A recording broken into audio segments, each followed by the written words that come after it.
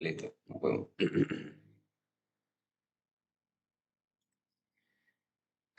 Dios los bendiga, Dios les guarde, muchas bendiciones en el nombre admirable de nuestro gran Dios y Salvador Jesucristo. Bueno, hoy contamos con una visita de casa, un buen amigo, un buen compañero.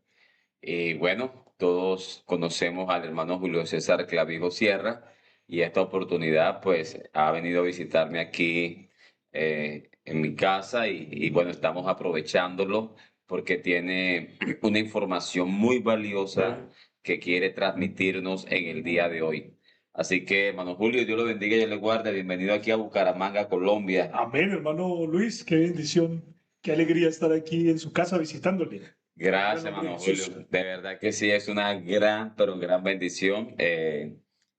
Nos honra, ¿verdad, hermano Julio, estar aquí? Y bueno, hoy tenemos un tema muy interesante. Realmente el hermano Julio está haciendo un trabajo muy, muy hermoso. Él está, inclusive, está terminando un libro o está en ese pleno desarrollo. Es un libro muy completo. Hoy vamos a escuchar solamente una porción de todo ese vasto conocimiento y desarrollo en esa investigación que él ha venido realizando y realmente es algo muy, muy hermoso. Estábamos hablando aquí ahorita detrás de cámara y realmente lo que ha hecho el hermano Julio pues es algo que ha contribuido al conocimiento, a esa presentación de la verdad histórica y bueno, aquí estamos. Así que hemos titulado este video El ataque prototrinitario a la iglesia monarquiana de Roma en el siglo III. Así que, hermano Julio, aquí estamos. Amén, hermano Luis, sí, es una grande bendición estar con usted en esta noche y saludar a todos los hermanos de su canal Pentecostales Apostólicos, un canal que está muy activo, que yo también veo frecuentemente y que ha sido de grande bendición. Yo lo felicito por todo el trabajo que usted ha venido haciendo y ha mantenido activo el canal ya muchos años y enseñándole a tanta gente. Amén. Por la gracia de Dios he sentido una carga muy grande en los últimos años de hacer unas investigaciones de los primeros 4 siglos de la Iglesia, mostrando cómo la doctrina del monarquianismo, también conocida como la unicidad de Dios, fue la doctrina hegemónica de la Iglesia en los primeros 4 siglos. Entonces estoy comprometido en hacer investigaciones de calidad con fuentes académicas primarias y secundarias que nos van a ayudar a tener un conocimiento de la historia de la iglesia en ese tiempo y uno se sorprende porque se da cuenta que gran parte de la información que los expertos en patrología trinitarios han venido dando, ¿sí? La dan de una manera distorsionada. Aunque ellos dicen algunas verdades dentro de lo que ellos van contando, también distorsionan mucha verdad. Entonces, hay algo que me ha gustado mucho y es que cuando uno va a las fuentes primarias y las investiga por uno mismo, sin necesidad del filtro de los maestros trinitarios expertos en patrología, uno se da cuenta que definitivamente las pruebas demuestran que la iglesia original era una iglesia que creía en la unicidad de Dios, que para ese tiempo se llamaba el monarquianismo. Es decir, ese era un nombre que ellos adoptaron en respuesta, adoptaron por allá por el siglo III en respuesta al ataque prototrinitario. Apenas comenzó el ataque prototrinitario por parte de Tertuliano de Cartago, entonces inmediatamente ellos se identificaron como monarquianos en respuesta a la doctrina de tres poderes que proponía Tertuliano. Entonces, monarquianismo significa el gobierno del único Dios. Tertuliano mismo lo dice en Contrapraxias, capítulo número 3. Entonces, por esa razón, hemos titulado este programa el ataque prototrinitario a la iglesia monarquiana del siglo III. Eso es lo que vamos a estar hablando nosotros en esta hora, aunque vamos a estar dando pruebas de que, o sea, tenemos pruebas contundentes que desde por allá del año 170 ya los obispos de Roma que vamos a estar mencionando creían en la unicidad de Dios. Eso es lo que vamos a estar mencionando acá. Vamos a estar dando pruebas, vamos a estar mostrando evidencias, ¿sí? Y por eso es muy importante algo aquí, hermano Luis. Vea, cuando uno está hablando acerca de estos temas, la gente trinitaria siempre nos dice a nosotros que nosotros estamos obligados a darles pruebas. Y nosotros se las vamos a dar, porque nosotros somos gente seria en lo que estamos afirmando. Aquí no somos charlatanes, aquí estamos hablando con criterio académico. Son investigaciones académicas que las podemos exponer para que cualquiera las revise. ¿Sí? Pero cuando sale cualquier persona trinitaria hablando y diciendo que la iglesia en los primeros siglos era trinitaria, ahí sí no les piden pruebas. O sea, ellos pueden hablar y pueden decir lo que quieran y entonces asumen inmediatamente que así era, pero no van a las pruebas, no miran, no les dicen, ¿y usted qué ha estudiado? ¿Usted estudió teología? ¿No estudió teología para hablar de esto? Cuando nosotros hablamos de esto, nos comienzan a pedir todos los títulos académicos. ¿Mm? Y no importa que nosotros mostremos que nosotros nos hemos preparado, que hemos estudiado, todavía siguen diciendo que no creen.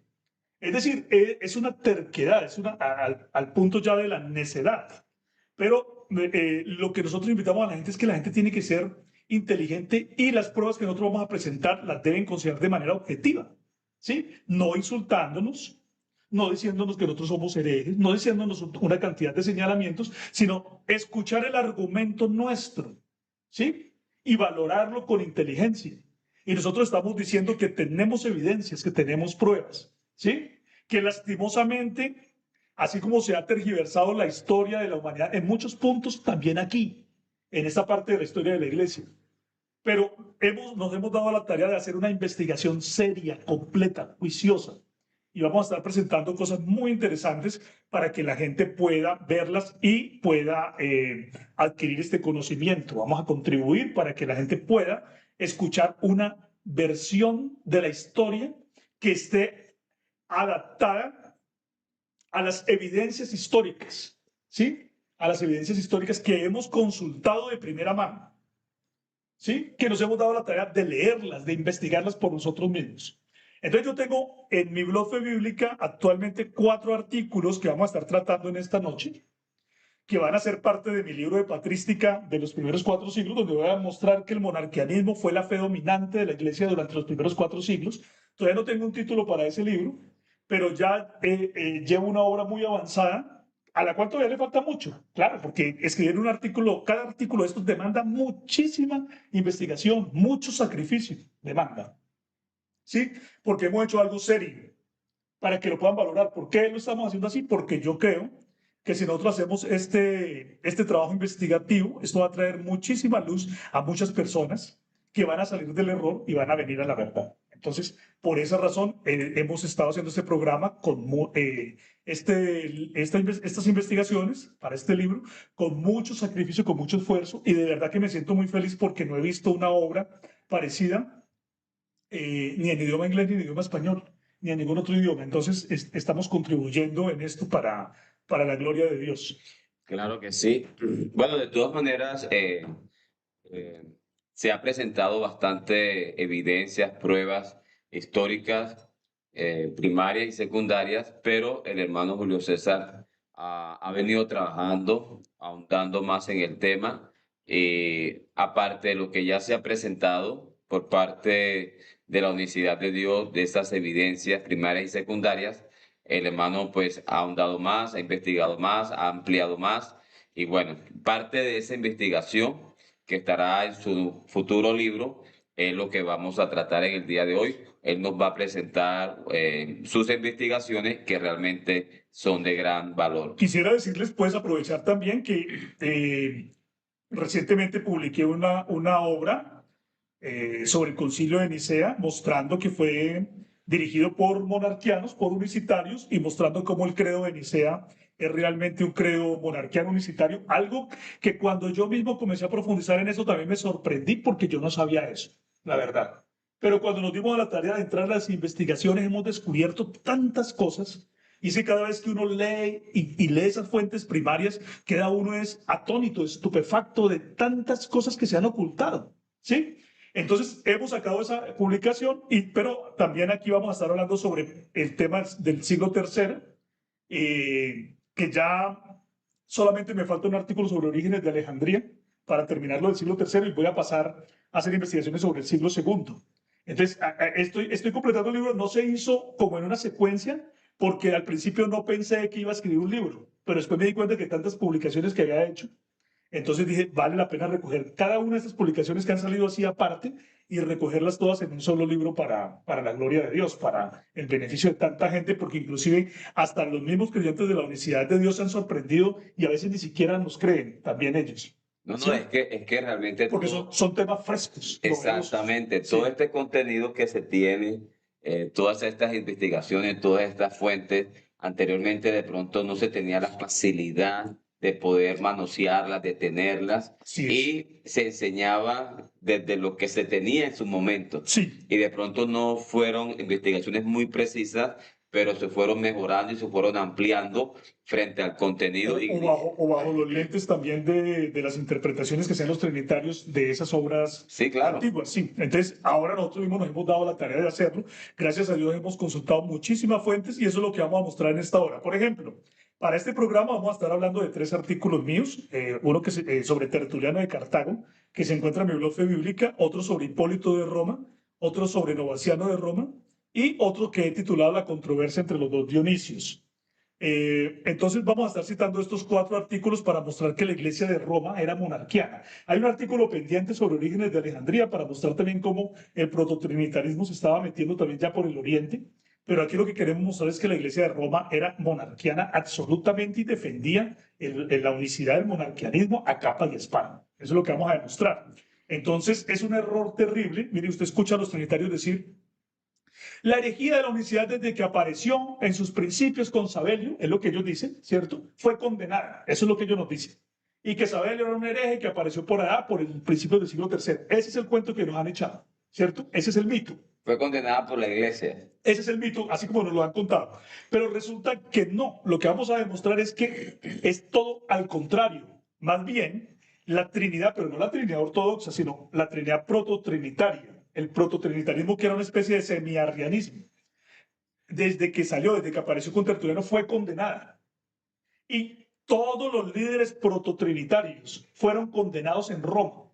¿Sí? ¿Quiénes eran esos 3 líderes prototrinitarios de Roma? Eran Tertuliano de Cartago, que era un apóstata cuando habló de la Trinidad por primera vez. Eso no se lo dicen a los trinitarios. Cuando Tertuliano de Cartago habló de la Trinidad por primera vez, él era un apóstata, estaba en el montanismo, en una secta llamada el montanismo. Y fue la primera vez que habló de la Trinidad alguien, y no era alguien que hacía parte de la iglesia. ¿Eso se lo han contado a los trinitarios alguna vez? No, no se lo han dicho así. O usted lo puede leer entre líneas. Uno lee a los patrólogos trinitarios y ellos como que dan a entender, pero no lo dicen de una manera tan clara que la gente lo pueda digerir de una vez fácil. No, pero lo dicen como entre líneas. Pero es curioso y es una muy buena pregunta para la gente que debe aquí analizar el asunto, y es: ¿usted qué pensaría, hermano Luis, si se da cuenta que una doctrina llamada la Trinidad empezó con un hereje llamado Tertuliano, que ya no hacía parte de la iglesia, que se había apartado de la iglesia y que denigraba de la iglesia? Ahora, el seguidor de él, de Tertuliano de Cartago en Roma, fue Hipólito de Roma, que también vamos a estar demostrando que él fue un antipapa, un antiobispo. En los términos católicos romanos sería un antipapa. ¿Sí? Es decir, alguien que se oponía al obispo romano y formó una iglesia rival. Ese era el que defendía la Trinidad, mientras la iglesia de Roma defendía la unicidad. ¿Eso se lo han dicho a los trinitarios? ¿Así abiertamente? No, se le ocultan esa información a la gente. Y luego el otro gran promotor de la Trinidad en Roma fue Novaciano. Y Novaciano cualquiera puede buscar en las fuentes y se va a dar cuenta que Novaciano fue el segundo antiobispo, el segundo antipapa romano. Es decir, la Trinidad, cuando nosotros la vemos en Roma, aparece defendida por personas que eran todos apóstatas y todos considerados herejes. ¿Por quiénes? Por la iglesia de Roma y por los obispos de Roma. Entonces eso es muy importante tenerlo presente, porque la gente no sabe este tipo de cosas. Entonces, volvemos a lo mismo, ese asunto de que la universidad empezó con un hereje llamado Sabelio, que fue excomulgado. Eso es una gran mentira que vamos a estar también hablando aquí, explicando qué fue lo que pasó. Pero lo que sí podemos decir a ciencia cierta, y lo vamos a demostrar también con pruebas acá, ¿sí? Entonces, para que la gente lo tenga presente, es que la prototrinidad, desde que apareció, fue condenada. Y la prototrinidad fue defendida por apóstatas y herejes que no hacían parte de la iglesia. Tertuliano montanista y 2 antiobispos. Hipólito, el primer antiobispo romano, y Novaciano, el segundo anteobispo romano. Esa es la Trinidad, así empezó. Esa es la herencia que los trinitarios tienen, ¿sí? Y vamos a estar mirando también así, todo vamos a estarlo mirando muy rápido porque la gente que quiera profundizar tiene que acudir pues a sus artículos para que vean todas las evidencias, las pruebas, porque aquí no nos da el tiempo para estarlas citando hoy. Pero lo que sí nosotros podemos decir es que esos prototrinitarios ni siquiera creían en una Trinidad ortodoxa. O sea que esos prototrinitarios, a la luz de la Trinidad ortodoxa, o lo que se considera Trinidad ortodoxa hoy en día, o la Trinidad correcta, ¿sí? Ortodoxa significa correcta, lo que los trinitarios llaman la Trinidad correcta. Entonces, todos estos prototrinitarios realmente serían herejes si los comparamos con lo que enseña la doctrina de la Trinidad ortodoxa. Es que ¿Sí? Tertuliano, Hipólito y Novaciano, ellos murieron ignorando que sus aportes iban a ir en dirección a lo que hoy se conoce como la Trinidad Ortodoxa. Ellos no sabían eso. Además, ellos, si los realmente los revisamos, ellos realmente son unos semiarrianos, porque tenían ideas, o sea, ¿por qué semiarrianos? Porque tenían ideas muy parecidas a lo que después se llamó el arrianismo. Entonces, todo eso es lo que vamos a estar demostrando hoy y vamos a estar dando una bonita, un bonito repaso histórico que nos va a ayudar muchísimo. Sin duda alguna, esto va a abrir los ojos de mucha gente. Y mire, hay algo que me gozo mucho. A mí me ha llamado mucha gente. Yo hice con usted un video hace unos años, no tengo bien claro cuánto tiempo, acerca de que el concilio de Nicea y el credo de Nicea fueron monarquianos y me han llamado de toda parte. Hermanos felices, que qué programa tan bueno. Ese programa ha sido un éxito, ¿sí? Precisamente por eso también fue que nos animamos para poder publicar ese libro, que saliera primero, rápido, precisamente por los 1700 años del Concilio de Nicea, y ha sido de grande bendición. Hay gente que lo ha venido adquiriendo, está para que lo adquieran por Amazon. Eh, Se llama Los Concilios Monarquianos de Nicea y Sárdica, pero nos han hablado maravillas y entonces unos hermanos me decían, íbamos a enseñar, alguien me llamó desde Estados Unidos y me dijo, íbamos a enseñar un programa con otros pastores sobre el tema del Concilio de Nicea y lo íbamos a explicar de la manera tradicional como nosotros lo manejamos, pero resulta que comenzamos a investigar y vimos el video suyo con el hermano Luis Polo y nosotros dijimos, no podemos enseñar esto como lo estamos pensando, nos toca replantear. Y comenzamos a investigar, a mirar las fuentes, a comparar y nos damos cuenta que lo que ustedes están diciendo es verdad. ¿Sí? Entonces, qué maravilloso. Y esto es lo que vamos a hacer precisamente ahora mismo también para mostrar que la iglesia de finales del siglo segundo y principios del siglo tercero era una iglesia que creía en la unicidad de Dios. Por eso no es ninguna maravilla que en el 325 la iglesia estuviera dirigida por monarquianos, por unicitarios. ¿Por qué? Porque la iglesia siempre fue monarquiana y porque en finales del siglo segundo y principios del siglo tercero tenemos evidencias de que la iglesia creía en la unicidad de Dios. Eso es lo que nosotros podemos ver. ¿Ven? Ok, bueno, quiero saludar a todos los que están aquí en vivo, a los que están saludándonos, a los que están comentando y también queremos saludar anticipadamente a todos aquellos hermanos y amigos que nos van a ver en diferido. Recuerden que toda esta información está colgado en el blog del hermano Julio César Clavijo que se llama Fe Bíblica. Y de ahí, de esos artículos que ya están colgados en ese blog, es que el hermano Clavijo pues va a utilizar para traernos esta hermosa enseñanza. Así que hermano, vamos a entrar en materia y adelante. Amén. Vamos a entrar en materia. Gloria al nombre del Señor Jesús. Ahora sí vamos a empezar a dar unas evidencias. Vamos a estar mostrando unas pruebas. Bueno, cuando nosotros vamos a mi artículo que ustedes ven en mi blog bíblica que se llama Tertuliano de Cartago, el montanista que inventó la prototrinidad, ¿sí? Entonces ustedes pueden ver en mi artículo que nosotros estamos citando en una parte de ese artículo a el reconocido historiador Justo González. Justo González es un reputado historiador, patrólogo de la historia de la iglesia, que sus obras son utilizadas en los seminarios y en las universidades de formación teológica a nivel hispano, especialmente. ¿Sí? Entonces resulta que Justo González, en su libro titulado Historia del Cristianismo, tomo 1, en la página 116, Justo González nos dice lo siguiente, voy a abrir comillas, y dice así, dice, algunos eruditos, mire usted lo que está diciendo él, dice, Algunos eruditos piensan que nunca hubo tal persona, hablando de praxis, porque resulta que cuando nosotros estamos viendo la historia de Tertuliano en su defensa de la prototrinidad, Tertuliano ataca a un gran defensor de la unicidad al cual él no da el nombre, sino que lo llama praxias, y praxias significa el entrometido, es un apodo despectivo, ¿sí? Significa el entrometido. Pero Justo González nos dice que algunos eruditos piensan que nunca hubo tal persona. Mire usted. O sea, que mire que Justo González, que es un erudito, nos está diciendo que hay más eruditos, no solo él. O sea, esto que está diciendo Justo no es la palabra solamente de él, sino de muchos eruditos, de algunos eruditos. Dice, algunos eruditos piensan que nunca hubo tal persona y que Praxeas es sencillamente el obispo de Roma, Calisto. ¿Sí? A quien por alguna razón Tertuliano no quiere nombrar. ¿Sí? Entonces, mire que está diciendo, Justo González no lo está diciendo Luis Polo, no lo está diciendo Julio César Clavijo, no, lo está diciendo Justo González a través de lo que él ha podido ver de las fuentes primarias y lo que también ha podido ver de lo que dicen los eruditos en patrología, que este praxias no existió como praxias, eso no era un nombre, nadie se llamaba entrometido. ¿Sí? Entonces, este praxias es sencillamente el obispo de Roma, Calisto, a quien por alguna razón Tertuliano no quiere nombrar.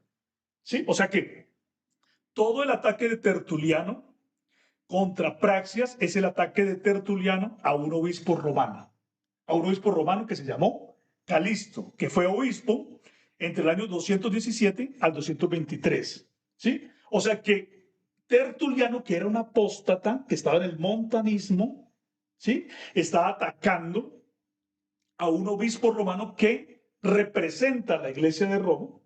Y ese obispo romano, cuando usted lee contra Praxeas, se da cuenta que Praxeas creía en la unicidad de Dios de una manera poderosa. O sea, él era un defensor número uno de la unicidad. ¿Sí? Era un defensor número uno. Era el más grande de todos los defensores. Vamos a estar viendo aquí el más grande de todos los defensores que hubo de la unicidad a finales del siglo II y principios del siglo III. Praxeas. O sea, Calisto. ¿Sí? Tertuliano en su tratado contra Praxia dice que Praxia había regado sus semillas por el mundo entero. Claro. Y dice que la gente aceptaba fácilmente las ideas de Praxeas. O sea, ¿por qué la gente aceptaba fácilmente las ideas de Praxeas? Porque la gente creía en las ideas de Praxeas. O sea, la gente creía en la unicidad de Dios. El mismo Tertuliano, él mismo se pone como la minoría. Él reconoce que la prototrinidad era la minoría y que la doctrina que enseñaba Praxeas era la mayoría. ¿Sí? Pero hay unos asuntos sobre Praxeas que yo quiero que consideremos. Mira, vamos a mirar quién es ese tal Praxeas, es decir, Calisto. O sea, Calisto, porque. Y vamos también a darnos cuenta por qué Justo González deduce que Praxeas es Calisto. Es que no es un capricho.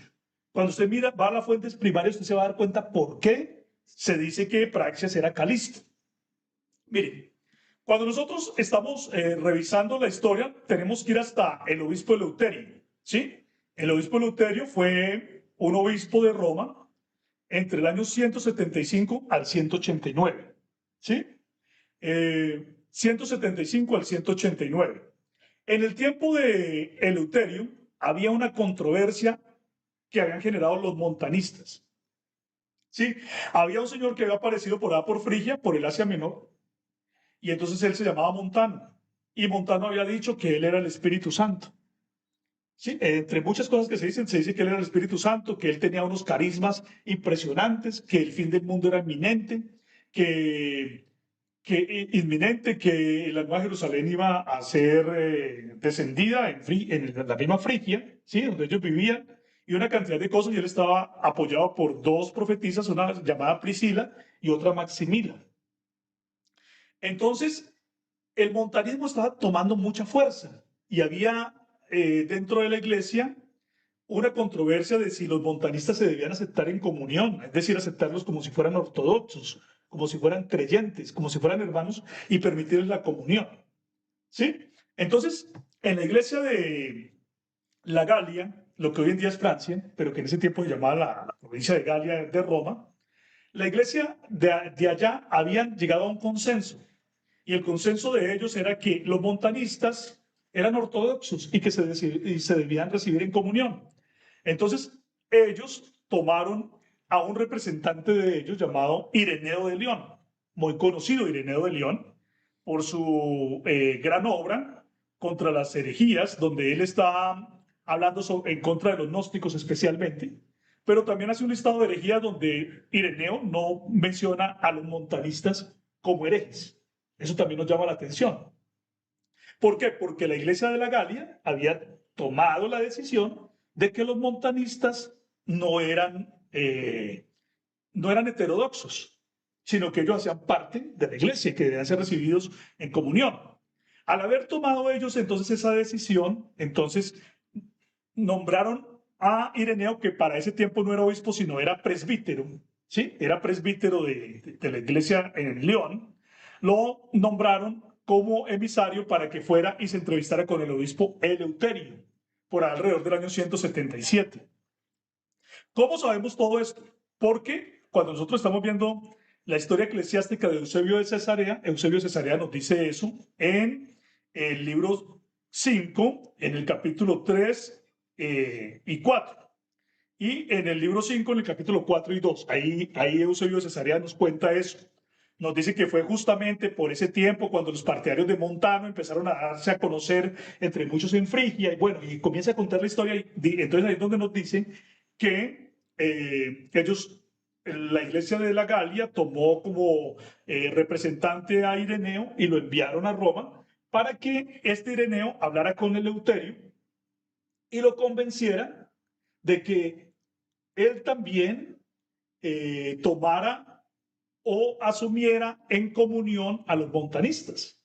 ¿Sí? Entonces, toda esa información no la voy a estar leyendo de manera textual, pero ahí los hermanos y los amigos pueden ir a mi blog bíblico y ver Tertuliano de Cartago, el montanista que inventó la prototrinidad. Ahí está toda esa información. Y están las citas y todo para que ustedes las puedan corroborar. ¿Sí? Bueno, entonces enviaron a Ireneo. Ireneo estaba a punto de convencer a Eleuterio de que recibiera en comunión a los montanistas. Entonces, Tertuliano, ahora tenemos el testimonio de Tertuliano, ya vimos el testimonio de Eusebio de Cesarea, pero ahora Tertuliano en Contrapraxias, cuando él empieza el libro Contrapraxias, está diciendo que Praxias tiene dos particularidades. La primera, que Praxias es un gran creyente en el monarquianismo, en la unicidad de Dios.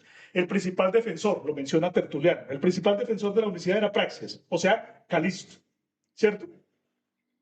Y también dice que ese Praxias, o sea, Calisto, era un gran antimontanista. ¿Sí? O sea, él no estaba de acuerdo con que se recibiera en comunión a los montanistas. Entonces, Tertuliano nos dice lo siguiente cuando está en Contrapraxias, capítulo número 1. Dice, pues en el momento en que el obispo de Roma, o sea, Eleuterio, sabemos que ese era Eleuterio por el testimonio de Eusebio de Cesarea, ¿sí? Dice, en el momento en que el obispo de Roma estaba a punto de reconocer los dones proféticos de Montano, Priscila y Maximila, y a consecuencia de esa confirmación le habría ofrecido su paz a las iglesias de Asia y Frigia, él, o sea, Praxias, o sea, Calisto, ¿sí? Instando importunamente falsas acusaciones en contra de estos profetas y sus iglesias. Tertuliano dice importunamente porque Tertuliano ya era montanista. ¿Sí se dan cuenta ustedes cómo Tertuliano defiende a los montanistas? O sea que el primer prototrinitario es montanista. Es que ahí lo vemos en Contrapraxias. ¿Sí?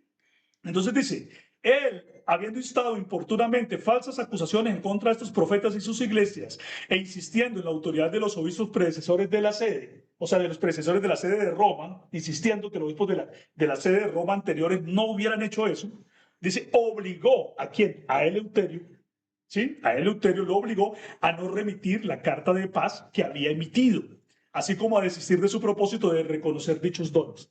O sea, ¿qué estamos viendo acá? Eleuterio recibe a un hombre muy importante que es Ireneo de León. ¿Sí? Recibe a Ireneo de León. Ireneo de León lo está convenciendo para que acepten comunión a los montanistas. Pero viene Praxias, y, o sea, Praxias se da cuenta de que van a recibir en comunión a los montanistas, y Praxias se viene desde el Asia Menor, que era la zona también donde quedaba Frigia, donde los montanistas habían comenzado el movimiento y donde ellos estaban creciendo, y se viene y le dice al obispo de Roma, no señor, no haga eso. además por la autoridad de todos los otros obispos anteriores que nunca hubieran hecho lo que usted va a hacer, no reciba en comunión a los montanistas. Y eso disgusta a Tertuliano enormemente, porque Tertuliano dice, no aceptó a Montano, que yo ya acepto, porque ya era montanista, ¿sí? Impidió que se aceptara también a Priscila y Maximila, lo que ellas decían que eran las seguidores de Montano, y entonces hizo que el obispo de Roma cambiara de decisión. Ahora, una pregunta que nosotros tenemos que hacernos acá, porque todas las veces que estamos hablando de praxis, los trinitarios lo quieren presentar como un aparecido, como un hereje, como alguien que de un momento a otro llegó a Roma y comenzó a enseñar una doctrina falsa y que no sé qué más. Eso es lo que nosotros escuchamos cuando los trinitarios hablan de praxis. Pero resulta que cuando nosotros estamos viendo el relato así como se presenta, resulta que praxis no era ningún aparecido. Tiene una influencia fuerte. Era un hombre importantísimo, era un hombre que tenía una gran influencia, como usted lo está diciendo, y era un hombre respetado. De otra manera, nunca se hubiera tomado el consejo de Calisto, o sea, Praxias, ¿sí? Como mejor que el consejo de Ireneo de León. ¿Sí? Es que Ireneo de León no era tampoco ningún aparecido. Era un presbítero y un hombre de gran influencia. ¿Sí? Todavía no era el obispo de León, claro, pero era ya una persona muy importante al punto de que toda la iglesia de la Galia lo tomó como representante de ellos para enviarlo a Roma. Mejor una ¿Sí? preguntita, una pregunta, por ubicación geográfica, ¿será que todos los que estaban en Galia, entre ellos Ireneo, de pronto desconocían ciertas cosas de los montanistas, cosas que Praxias, por ubicación geográfica, sí conocía más a fondo porque estaba cerca de ellos? Es muy probable, seguramente sí, porque como Praxias era del Asia Menor, donde quedaba Frigia, pues él sabía más detalles. Y entonces los hermanos de la Galia, ellos no conocían todos los detalles. Ahora, hay unas cosas también que vale la pena citar cuando se habla acerca de, por ejemplo, cuando Ireneo está escribiendo su tratado contra las herejías y todo ese asunto, él menciona que la iglesia, hay cosas sorprendentes de Ireneo donde él dice, en la iglesia nosotros estamos viendo los dones sobrenaturales, está diciendo. Vemos que inclusive dice, hay testimonios de que ha habido resurrecciones. La gente recibe sanidades, hablan en lenguas. O sea, él está hablando de un movimiento pentecostal, realmente. O sea, cuando Ireneo describe la iglesia de la Galia, está describiendo un movimiento pentecostal. Un movimiento donde los dones no han cesado, donde la gloria de Dios se manifiesta, y como precisamente los montanistas también creían eso, o los montanistas se destacaban por decir que la iglesia se había estado apartando de los dones proféticos, de los dones de los carismas del Espíritu Santo, entonces parece que también por esa misma afinidad, entonces los montanistas hallaron una cierta cabida en la iglesia de Galia, porque a muchas veces también nos quieren decir a nosotros que es que solo los montanistas tenían esos carismas, y resulta que no, Ireneo está diciendo que en la iglesia de Galia eran normales, ¿sí? Eran normales recibir que la gente hablara en lenguas, que hablaran en idiomas desconocidos, que se recibiera el Espíritu Santo, que hubieran sanidades, que hubieran milagros y que hubiera hasta resurrecciones de gente, dice él, eso lo dice Ireneo. Entonces, seguramente por esa razón también ellos no veían con tan malos ojos a los montanistas, era por eso, ¿sí? Okay. Pero Calixto, o sea, Praxias, que sabía más, vino y le dijo al obispo Eleuterio, ojo, no haga eso, eso está mal. Y por eso es que Tertuliano, todo el tratado, cuando usted comienza a mirar todo el tratado contra Praxias, usted ve desde el principio que a Tertuliano le disgustan dos cosas terribles de Praxias, o sea, de Calixto, que hizo que en la iglesia de Roma no se aceptara el montanismo, ¿sí? Pero también que él defendía la unicidad y que no aceptara el prototrinitarismo que Tertuliano estaba promoviendo. Entonces, por eso es que en el capítulo número 3 de Contrapraxias, Tertuliano dice una cosa que llama muchísimo la atención porque él admite, es que es impresionante, donde Tertuliano admite, que dice, ellos constituyen la mayoría de creyentes, ¿sí? Y entonces ahí mismo en el capítulo 3 dice, y estos son los monarquianos, porque hacen énfasis en la monarquía, en el gobierno del único Dios. Dice, ellos temen que esa división atente contra la unicidad. Mire usted, ¿sí? Pero dice, ellos son la mayoría de los creyentes, ellos son la mayoría, es decir, ellos no son la minoría, ellos son la mayoría, lo dijo Tertuliano. Ahora, una cosa que a uno le llama la atención es, ¿por qué los trinitarios defienden tanto a Tertuliano y cuando Tertuliano les dice que los monarquianos eran la mayoría, ¿por qué no le creen? O sea, yo tengo las pruebas y entonces yo las pruebas las tomo como a mí se me dé la gana. No puede ser. Tertuliano está admitiendo que los creyentes de la Universidad de Dios eran la mayoría. Punto. ¿Cierto? Entonces, mire que este Calisto, ya que estamos mostrando una cosa muy importante, este Calisto vino a Roma por ahí desde el 177, este Praxeas, Calisto, ¿sí? Y comenzó a hacer un trabajo incansable a favor de la Universidad de Dios, al punto que cuando ya veamos ahorita, vamos a pasar a ver la prueba de Hipólito de Roma. Resulta que este Calisto cuando llegó, él todavía no era obispo, él empezó a hacer un trabajo ministerial de un presbítero, ¿cierto? Pero él no puede ser el obispo porque el obispo era primero Eleuterio. Luego, después de Eleuterio, nosotros nos damos cuenta que vinieron otros obispos, vino Víctor y vino Seferino. Cuando nosotros leemos la obra de Hipólito de Roma, que es otra obra que yo tengo aquí y que voy a estar citando, dice Hipólito de Roma, el primer antiobispo romano, el primer líder prototrinitario de Roma y su testimonio sobre los monarquianos del siglo III. Ese es otro artículo. Entonces, ahí ya nos vamos a dar cuenta que este Hipólito dice unas cosas también muy importantes sobre Calisto. Dice que Calisto era el principal de todos los líderes monarquianos que hubo en Roma. Dice, al punto, dice Hipólito, dice, al punto que los seguidores de la unicidad en Roma deberían llamarse calixtianos, dice él. O sea que, mire que el testimonio de Tertuliano está coincidiendo con el testimonio de Hipólito. Por esas razones que Justo González y otros eruditos, por eso también dice Justo González, y otros eruditos, dicen que Praxias tenía que ser Calisto, porque Hipólito sí lo menciona con nombre propio. Hipólito dice, son tantos los seguidores de Calisto y cómo es que él está haciendo sus cosas que definitivamente los seguidores tenían que ser calistianos. Claro, Hipólito de Roma en su obra Contra las herejías, también, así se llama la obra de Hipólito de Roma, habló de varios líderes monarquianos, unicitarios de Roma. Y dice que esos eran Noeto, Epígono, Cleómenes, Seferino, pero se concentra sobre todo en Calixto. ¿Sí? Se concentra en Calixto. Y entonces dice que Calisto, por ejemplo, voy a leer aquí yo creo que vale la pena citar alguna cita aquí. Dice que, por ejemplo, en refutación de todas las herejías, en el capítulo 9:7, dice Hipólito lo siguiente, dice, Calisto dijo públicamente a modo de reproche contra nosotros, ustedes son diteístas.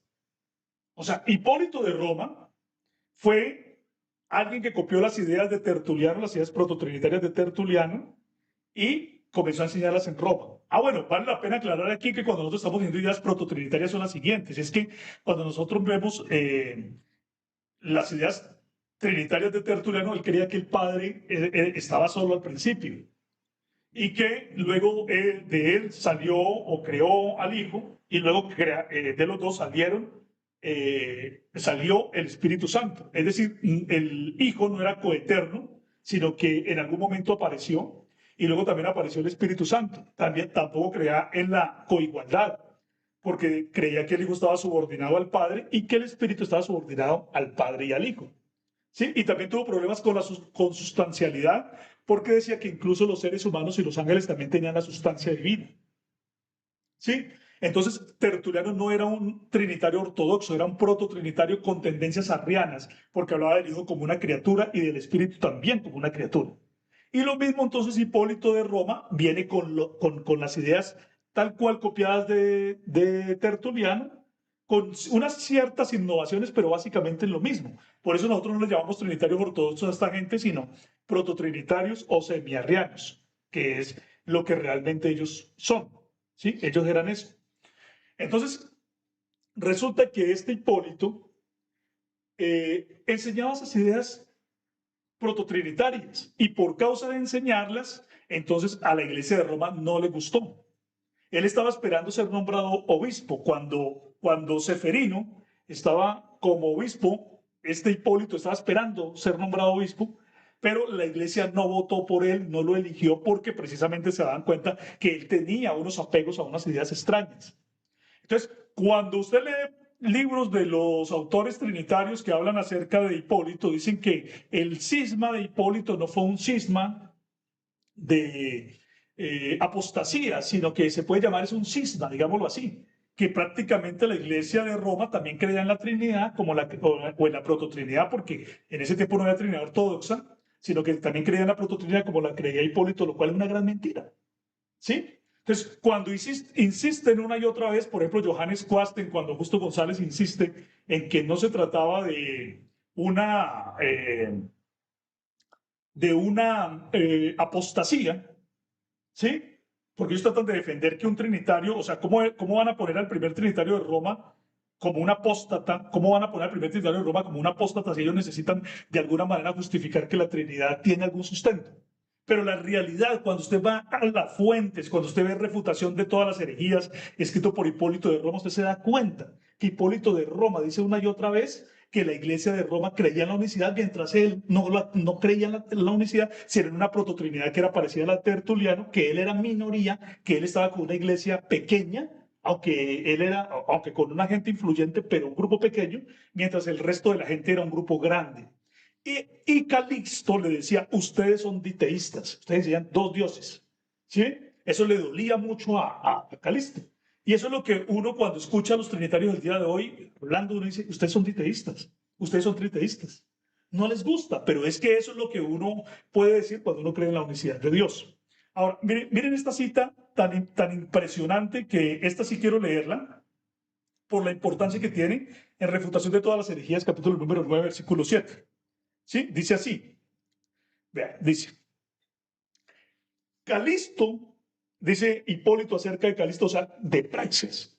¿Sí? Dice, Calisto alega que el Logos mismo es hijo y que él mismo es padre. El Logos es padre. Miren lo que está diciendo ahí Hipólito, ¿sí? Está diciendo que el Logos es padre. Y que aunque se le denomina con un título diferente, en realidad él es un espíritu indivisible. Y sostiene que el Padre no es una persona y el Hijo otra, sino que son uno y el mismo. Eso decía Calisto. Y que todas las cosas están llenas del Espíritu Divino, tanto las de arriba como las de abajo. Y afirma que el Espíritu que se encarnó en la Virgen, eso decía Calisto, el Espíritu se encarnó en la Virgen, mire usted, no es diferente del Padre, sino que es uno y el mismo. Eso es pura unicidad, pura monarquía. Y añade que esto es lo que ha sido declarado por el Salvador. ¿No crees que yo soy en el Padre y el Padre en mí? Juan 14:10. Porque lo que se ve, que es el hombre, él lo considera el Hijo. Mientras que el Espíritu que estaba contenido en el Hijo es el Padre. Porque dice Calisto, no profesaré creer en dos dioses, Padre e Hijo, sino en uno solo. El Padre que subsistió en el Hijo mismo, después de haber tomado para sí nuestra carne, la elevó a la naturaleza de la deidad, uniéndola a sí mismo y haciéndola una, de modo que el Padre y el Hijo deben ser llamados un solo Dios.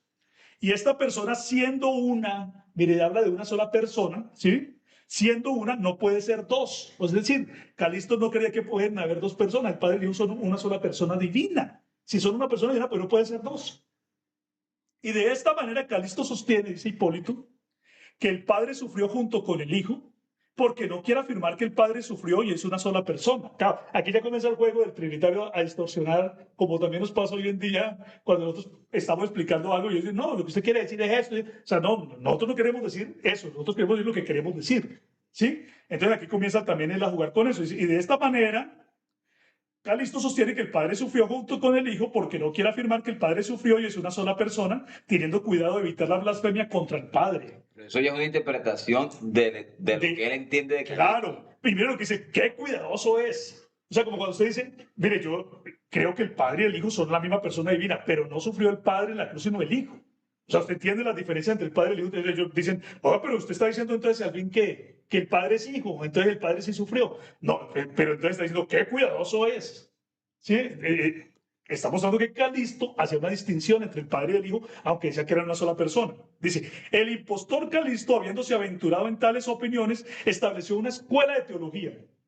Miren lo importante que era Calisto, o sea, él estaba empeñado desde que llegó a Roma a enseñar, que formó una escuela de teología y dice, muchas personas, comienza, póngale cuidado a estas expresiones, muchas personas se sintieron satisfechas con su regulación. No dice que pocas, sino que ¿qué? Muchas. Muchas. Ambiciones de Hipólito, tal como cuando Tertuliano dijo que constituye la mayoría de los creyentes. Aquí Hipólito lo está diciendo en sus propias palabras. Dice, muchas personas se sintieron satisfechas con su regulación. Ahora bien, discípulos como estos se pasaron a los seguidores de Calisto, o sea, discípulos que él tenía. Él también le duele eso, que se empezaron a salir de la iglesia de él para buscar a Calisto. ¿Sí? Entonces dice, muchas personas se sintieron satisfechas con su regulación. Ahora bien, discípulos como estos se pasaron a los seguidores de Calistos y miren lo que dice, y sirvieron para abarrotar su escuela. Abarrotar, miren la palabra que se está usando. ¿Qué es abarrotar? Rellenarla, pero bien repleta. Eso es lo que significa. ¿Sí? Eso significa abarrotar su escuela. Los oyentes de Calisto, encantados con sus doctrinas, se mantuvieron fieles a él. Multitudes de estos incautos acudieron a su escuela. ¿Cómo eran? Multitudes. Por eso también sus discípulos se multiplicaron. Mire las palabras. Muchas personas abarrotaron multitudes y se multiplicaron. ¿Sí? Y dice, y se enorgullecieron de las multitudes que asistían a la escuela. Y además, después de tales actos tan audaces, intentan llamarse a sí mismos la Iglesia Católica. O sea, los monarquianos eran la Iglesia Católica. ¿Sí? Y de él han derivado la denominación de su cognomen, de modo que habiendo sido Calisto el principal defensor de tales prácticas, debieran llamarse calixtianos. ¿Sí? Por esas razones que Justo González dice que él está de acuerdo de que praxis tiene que ser Calisto. Y por eso también otros eruditos diferentes a Justo González, no solo Justo González, sino otros eruditos han llegado también a la conclusión de que Praxias es Calisto, porque él está diciendo que él fue el que formó la escuela de teología, donde se enseñaba la unicidad de Dios, donde se abarrotó esa escuela, eso asistían montones de personas a esa escuela, y las multitudes se multiplicaban y se enorgullecían de las multitudes. O sea, ellos sacaban pecho y decían, somos muchísimos. Lo mismo que dijo Tertuliano, ellos son muchos y nosotros somos pocos. ¿Sí? Entonces, el testimonio de Hipólito coincide con el testimonio de Tertuliano en este sentido. Y por eso dice que deberían llamarse entonces calistianos. Así como también el mismo Tertuliano había dicho que los seguidores debían llamarse los praxianos o los seguidores de Praxias. ¿Sí? Entonces, esto es un punto demasiado importante que no se debe menospreciar. Mire que el testimonio de Tertuliano coincide con el testimonio de Hipólito de Roma. Ahora, esas son las pruebas, hermano Luis. Entonces, la pregunta es, ¿será que a los trinitarios les han contado esta historia de esta manera? Ahora, mire usted, unas cosas muy importantes acá. Aquí nosotros estamos armando esta exposición no con las palabras de Calisto, que sin duda alguna tuvo que haber escrito muchos libros, pero lastimosamente no existen. Aquí lo estamos recurriendo a la evidencia dada por los enemigos de Calisto, por Tertuliano y por Hipólito. Y miren lo que ellos estaban admitiendo. Entonces, muy interesante este punto. Es que aquí estamos viendo es enemigos de Calisto, hablando maravillas de Calisto, diciendo que Calisto tenía una escuela de teología que se multiplicaba, donde la gente estaba abarrotar una escuela, se enorgullecían de ser la mayoría. Lo mismo que dijo Tertuliano. Ellos que constituyen la mayoría de creyentes, que son presumidos. Ellos que tienen a Praxias como el gran representante. Entonces ese Praxias no era ningún asomado, no era ningún aparecido, no era ningún impostor que llegó de un momento a otro, no, llegó desde el Asia Menor, le puso control al montanismo, pero también le dio una gran relevancia a la enseñanza de la unicidad, tal como ya le habían enseñado los obispos anteriores, porque le dijo a Leuterio, tengan en cuenta lo que han enseñado los obispos anteriores, ¿cierto? Entonces él venía respaldado por eso, y con el tiempo, él también mismo llegó a ser obispo de Roma, ¿sí? Hermano Julio, hace unos días tuve un debate con un católico acerca si Jesús es el mismo Espíritu Santo. Y yo cité esta parte que hace Hipólito con relación a Praxias para mostrar de que Praxias creía que Jesucristo era el mismo Espíritu. Entonces el católico me decía de que él dudaba de mis fuentes. ¿verdad? Que él dudaba de mi fuente cuando supuestamente, que él dudaba de mi fuente y en el debate él habló de que Hipólito, al igual que Tertuliano, eran padres de la iglesia. Él decía, bueno, pero si Hipólito es padre de la iglesia, según ustedes, el que escribió eso contra Praxeas fue Hipólito. Claro. Y aparte de eso, Hipólito precisamente, hablando con relación a Praxeas, Calisto, resulta que después habla de Sabelio, donde Sabelio, la fuente de Sabelio y su enseñanza está en Calisto. Así es, o sea, nosotros aquí estamos citando a los prototrinitarios, a Tertuliano y a Hipólito, mire usted. O sea, si ustedes, los trinitarios, no le creen a sus propios líderes, a sus propios padres, entonces ¿a quién le creen? O sea, no le fue, o usted no puede cometer el error de decir, le creo en esta parte, pero no le creo en aquella otra. Entonces, esa es la falacia de la evidencia selectiva y parcial. Ahora, he visto algunos trinitarios que no hacen una refutación seria de lo que nosotros estamos diciendo, una refutación académica, como tiene que ser, sino que ponen caricaturas de que la cara mía mirando hacia abajo es muy triste y usted llorando y manipulan fotografías de nosotros como si eso nos afectara o nos hiciera algún daño. No, eso no nos hace ninguna cosquilla, eso lo que hace quedar es mal al que intenta refutarnos de esa manera, ¿sí? Porque nosotros estamos hablando aquí con seriedad, con fuentes académicas, ¿sí? Yo soy un teólogo, un investigador, no soy un charlatán. Lo que he hecho lo he investigado, lo estoy diciendo aquí con pruebas. Es decir, ¿qué estoy esperando? Que actúen de la misma manera los que nos quieren refutar. Pero esa no es la forma, ¿sí? Esa no es la forma. Inclusive más de una vez he hecho desafíos a los trinitarios y les he dicho, cualquier trinitario, pues eso sí que reúna unos requisitos, claro, que haya estudiado, que sea académico, que por lo menos venga a hablar de algo que sepa, ¿sí? Porque lastimosamente cuando uno habla y dice, no, es que no hay fuente, y que no, pues que ahí están los estudios, ahí están las investigaciones, vengan y intenten refutarlas a través de un debate académico serio, si es que lo pueden hacer. Estamos esperando, no lo han hecho. Lo único que hemos recibido es caricaturas y burlas y que mire que ustedes ya están diciendo que el concilio de Nicea es monarquiano y risas tontas, pero nada serio. Y lo que nosotros estamos esperando es seriedad. ¿Sí? Es un desafío al mundo trinitario, es lo que nosotros estamos haciendo. ¿Sí? Entonces, vamos a seguir mencionando cosas aquí muy importantes. La escuela de teología era una escuela de teología, ¿cómo? Dice que era de multitudes, ¿cierto? Era una escuela abarrotada. Ahora, preguntémonos, hermano Luis, si usted tiene una escuela tan grande donde asisten tantos estudiantes, ¿será que solamente hay un profesor para dar clases? No puede ser, ¿cierto? Porque usted se cansaría, es decir, no daría abasto un solo hombre. Tendrían que haber muchos profesores también que enseñaran la unicidad en ese tiempo, porque la escuela se concentraba sobre todo en el monarquianismo. Entonces, Calisto, que era el más grande de los unicitarios de esa época, el obispo de Roma Calisto, pues él no podía, no daba abasto, ¿cierto? Entonces, había muchos que le ayudaban. Entonces, en ese tiempo también había otros que se mencionan ahí, pero se menciona especialmente a un hombre llamado Sabelio. Pero no se dice que Sabelio fuera el líder de los monarquianos. Eso no lo dijo Hipólito jamás. Entonces es una gran mentira cuando se quiere decir que Sabelio era el gran expositor del monarquianismo en ese tiempo, porque Sabelio era simplemente uno de muchos. Claro, importante porque se menciona de todas maneras, ¿sí? Porque para que lo mencionen tiene que ser importante, pero no era el único y además se dice que este Sabelio estaba enseñando una unicidad en ese tiempo, pero que, póngale cuidado a usted, Hipólito hace unos reclamos acerca del asunto entre Calisto y Sabelio, ¿sí? Dice que Hipólito dice en refutación de todas las herejías 9:7, dice que Calisto pervirtió al propio Sabelio. Póngale cuidado bien a esto porque hay que entender que Hipólito habla con mucha rabia acerca de Calisto, como también Tertuliano habla con mucha rabia acerca de Calisto, incluso llamándole el entrometido, el praxis, ¿cierto?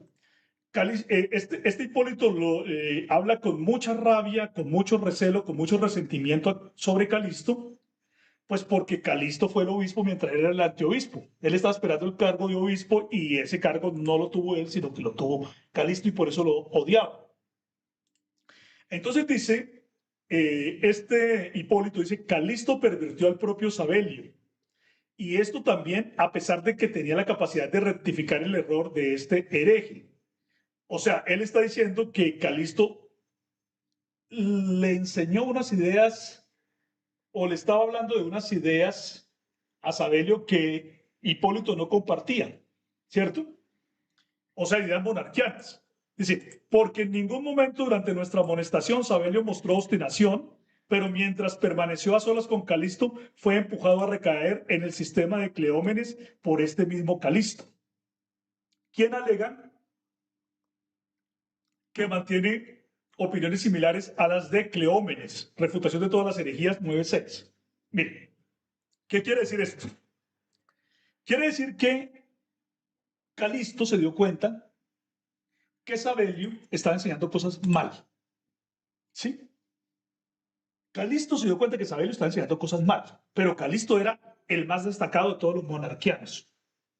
Y Sabelio estaba enseñando cosas mal, entonces Calisto lo llamó y le dijo, Sabelio, estás enseñando mal, debes corregir, debes corregir como tú aprendiste de quién, de Cleómenes, que también es mencionado por Hipólito como uno de los grandes líderes de la unicidad, que había sido anterior Listo. a Calisto y a Sabelio. Entonces le dice, pues usted fue enseñado por Cleómenes, enseñe cómo aprendió de Cleómenes, fue su maestro. ¿Sí? Ahora, esto también que nos está mostrando acá, que antes de Sabelio hubo un Cleómenes. Entonces, ¿cómo van a decir que Sabelio inventó la unicidad? Es decir, es un despropósito cuando se dice eso. ¿De dónde sale eso de que Sabelio inventó la unicidad? De un libro llamado ¿Cuál camino? De Luisa Jeter de Walker, donde ella dice que uno es un hereje llamado Sabelio, que fue excomulgado, y, no sé, y la gente repite y repite y repite, y no saben ni de dónde salió la idea, pero eso es lo que repiten. ¿Sí? Entonces, Calisto le dice, Sabelio, enseñe bien, enseñe como enseñaba Cleómenes. ¿Sí? Un reputado maestro de la unicidad de Dios, que seguramente fue maestro también de Sabelio. Enseñe bien. Y entonces, no, este Sabelio no hizo caso. ¿Sí? No hizo caso. Pero entonces, mire usted, dice que cuando se murió Seferino, el obispo Seferino, es decir, el obispo anterior a Calisto, o sea, cuando ya Calisto era obispo, dice, Calisto, dice Refutación de toda la herejía 9.7, dice, Calisto después de la muerte de Seferino excomulgó a Sabelio por no mantener opiniones ortodoxas. ¿Sí? O sea, cuando se murió Seferino, es decir, cuando Calisto ya era el obispo, excomulgó a Sabelio por no mantener opiniones ortodoxas, pero también Sabelio lo acusó con frecuencia de haber transgredido su primera fe. O sea, Sabelio acusó también a Calisto, pero Calisto excomulgó a Sabelio. Entonces ahora el asunto es el siguiente. Es cierto que Calisto excomulgó a Sabelio, pero ¿lo excomulgó por creer en la unicidad de Dios? No, no ¿por qué? Porque Calisto era el más unicitario de todos los unicitarios, si lo podemos decir así, al punto que se llamaban calixtianos, según lo que, o sea, el apodo que pudo encontrar Hipólito para destacar la figura de Calisto es que dijo son calistianos, como también cuando Tertuliano habló de Praxeas dijo que eran los praxeanos, ¿sí? Porque Calisto era destacadísimo, era el gran líder unicitario que había en Roma, el obispo Calisto. ¿Sí? No quiere decir esto que los otros obispos no eran unicitarios, porque ya vimos que si Eleuterio le hizo caso a Calisto es porque él creía en la unicidad de Dios. Además, también en el mismo relato de Hipólito se ve que Calisto tenía muy buena comunión con Víctor, que también lo defendió, se dice ahí los relatos que Víctor lo defendió, pero que Seferino también lo defendía, incluso que Calisto influía poderosamente sobre Seferino, dice Hipólito, y lo dice con un resentimiento grande. Este le hablaba al oído, este era el que cuando Seferino defendía la unicidad es porque Calisto era el que iba y le decía, o sea, Calisto era el duro, si se puede decir ahí, el máximo líder, o digamos la persona más apasionada, digamos al que tenían como referente en ese momento. El más destacado. El más destacado, eso. Entonces, tan destacado era que le dijo a Sabelio, Sabelio, estás enseñando mal.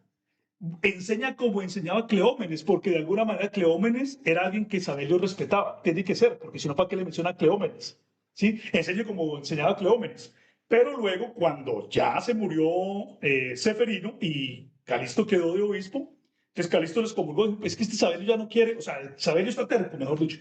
Este señor no quiere entender, entonces lo excomulgo.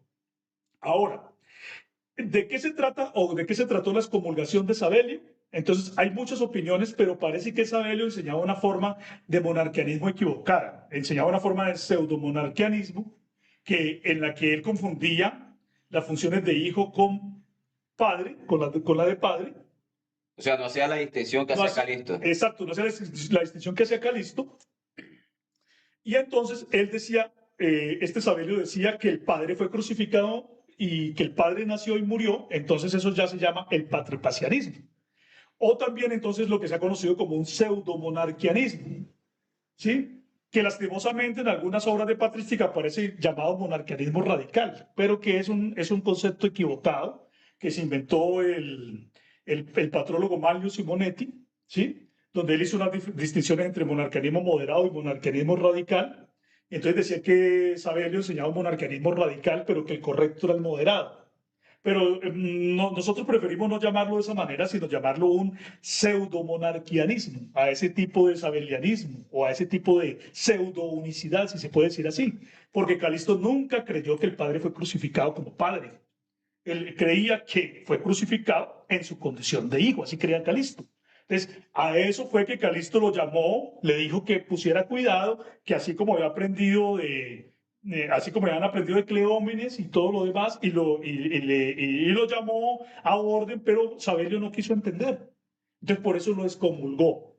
Entonces, el asunto es, ¿alguna vez los trinitarios, los amigos han oído que Sabelio fue excomulgado por creer en un pseudomonarquianismo y no por creer en la unicidad, sino en un pseudomonarquianismo, en una pseudo-unicidad, que él no fue excomulgado por creer en la unicidad? Nunca él fue excomulgado por creer en la unicidad, sino por creer en una pseudo-unicidad. De la misma manera, póngale cuidado aquí para terminar la idea y usted ya me pregunta, de la misma manera en que Calisto excomulgó a Hipólito por creer en la Trinidad.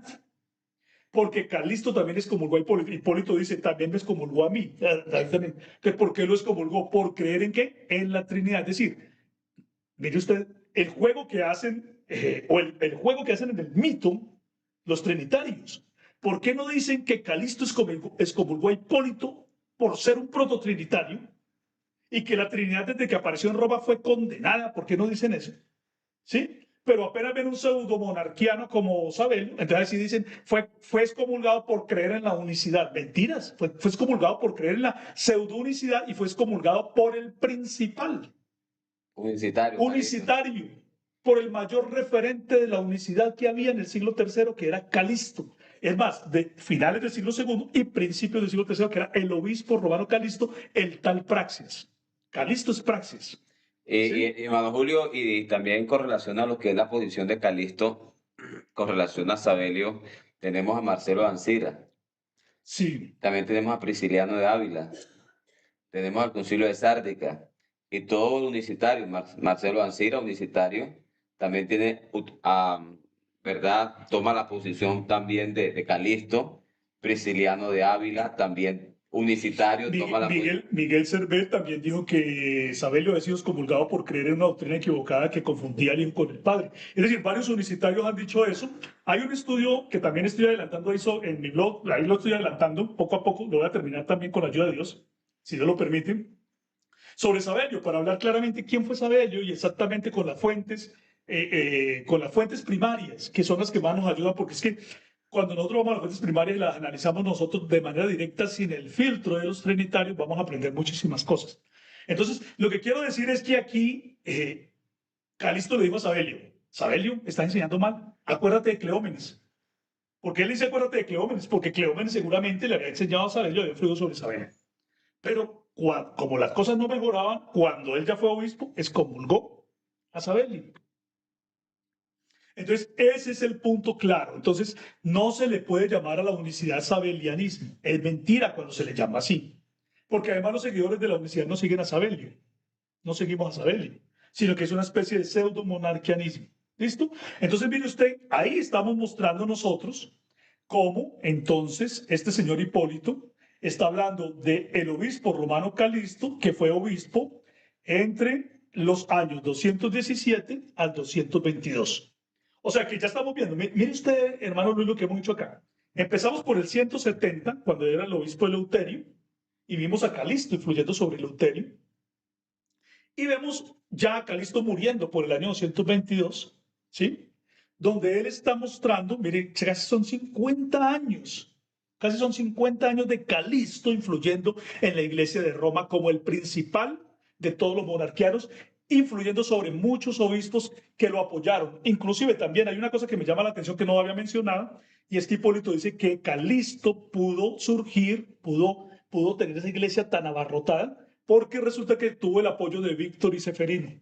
Y si Víctor y Seferino lo apoyaban era ¿por qué? Porque eran trinitarios, o sea, eran prototrinitarios apoyando a un unicitario. No, no tiene sentido. Si hubieran sido prototrinitarios, hubieran apoyado a Hipólito, pero nunca hubieran apoyado a Calisto. ¿Sí? Entonces, el remordimiento del trinitario Hipólito en contra de Calisto demuestra que la Trinidad era una herejía, era considerada una herejía. Otra cosa más que vale la pena también mencionar aquí rápido es que además Tertuliano e Hipólito eran personas que eran muy radicales. Ellos creían que, mejor dicho, eran los más santos ellos. Y Tertuliano acusó a Calisto porque admitía en la comunión a personas que habían adulterado y entonces él les concedía el perdón. O sea, él permitía que esas personas pudieran entrar en comunión. Y Tertuliano decía que eso era imposible, que el adulterio no se podía perdonar. ¿Sí?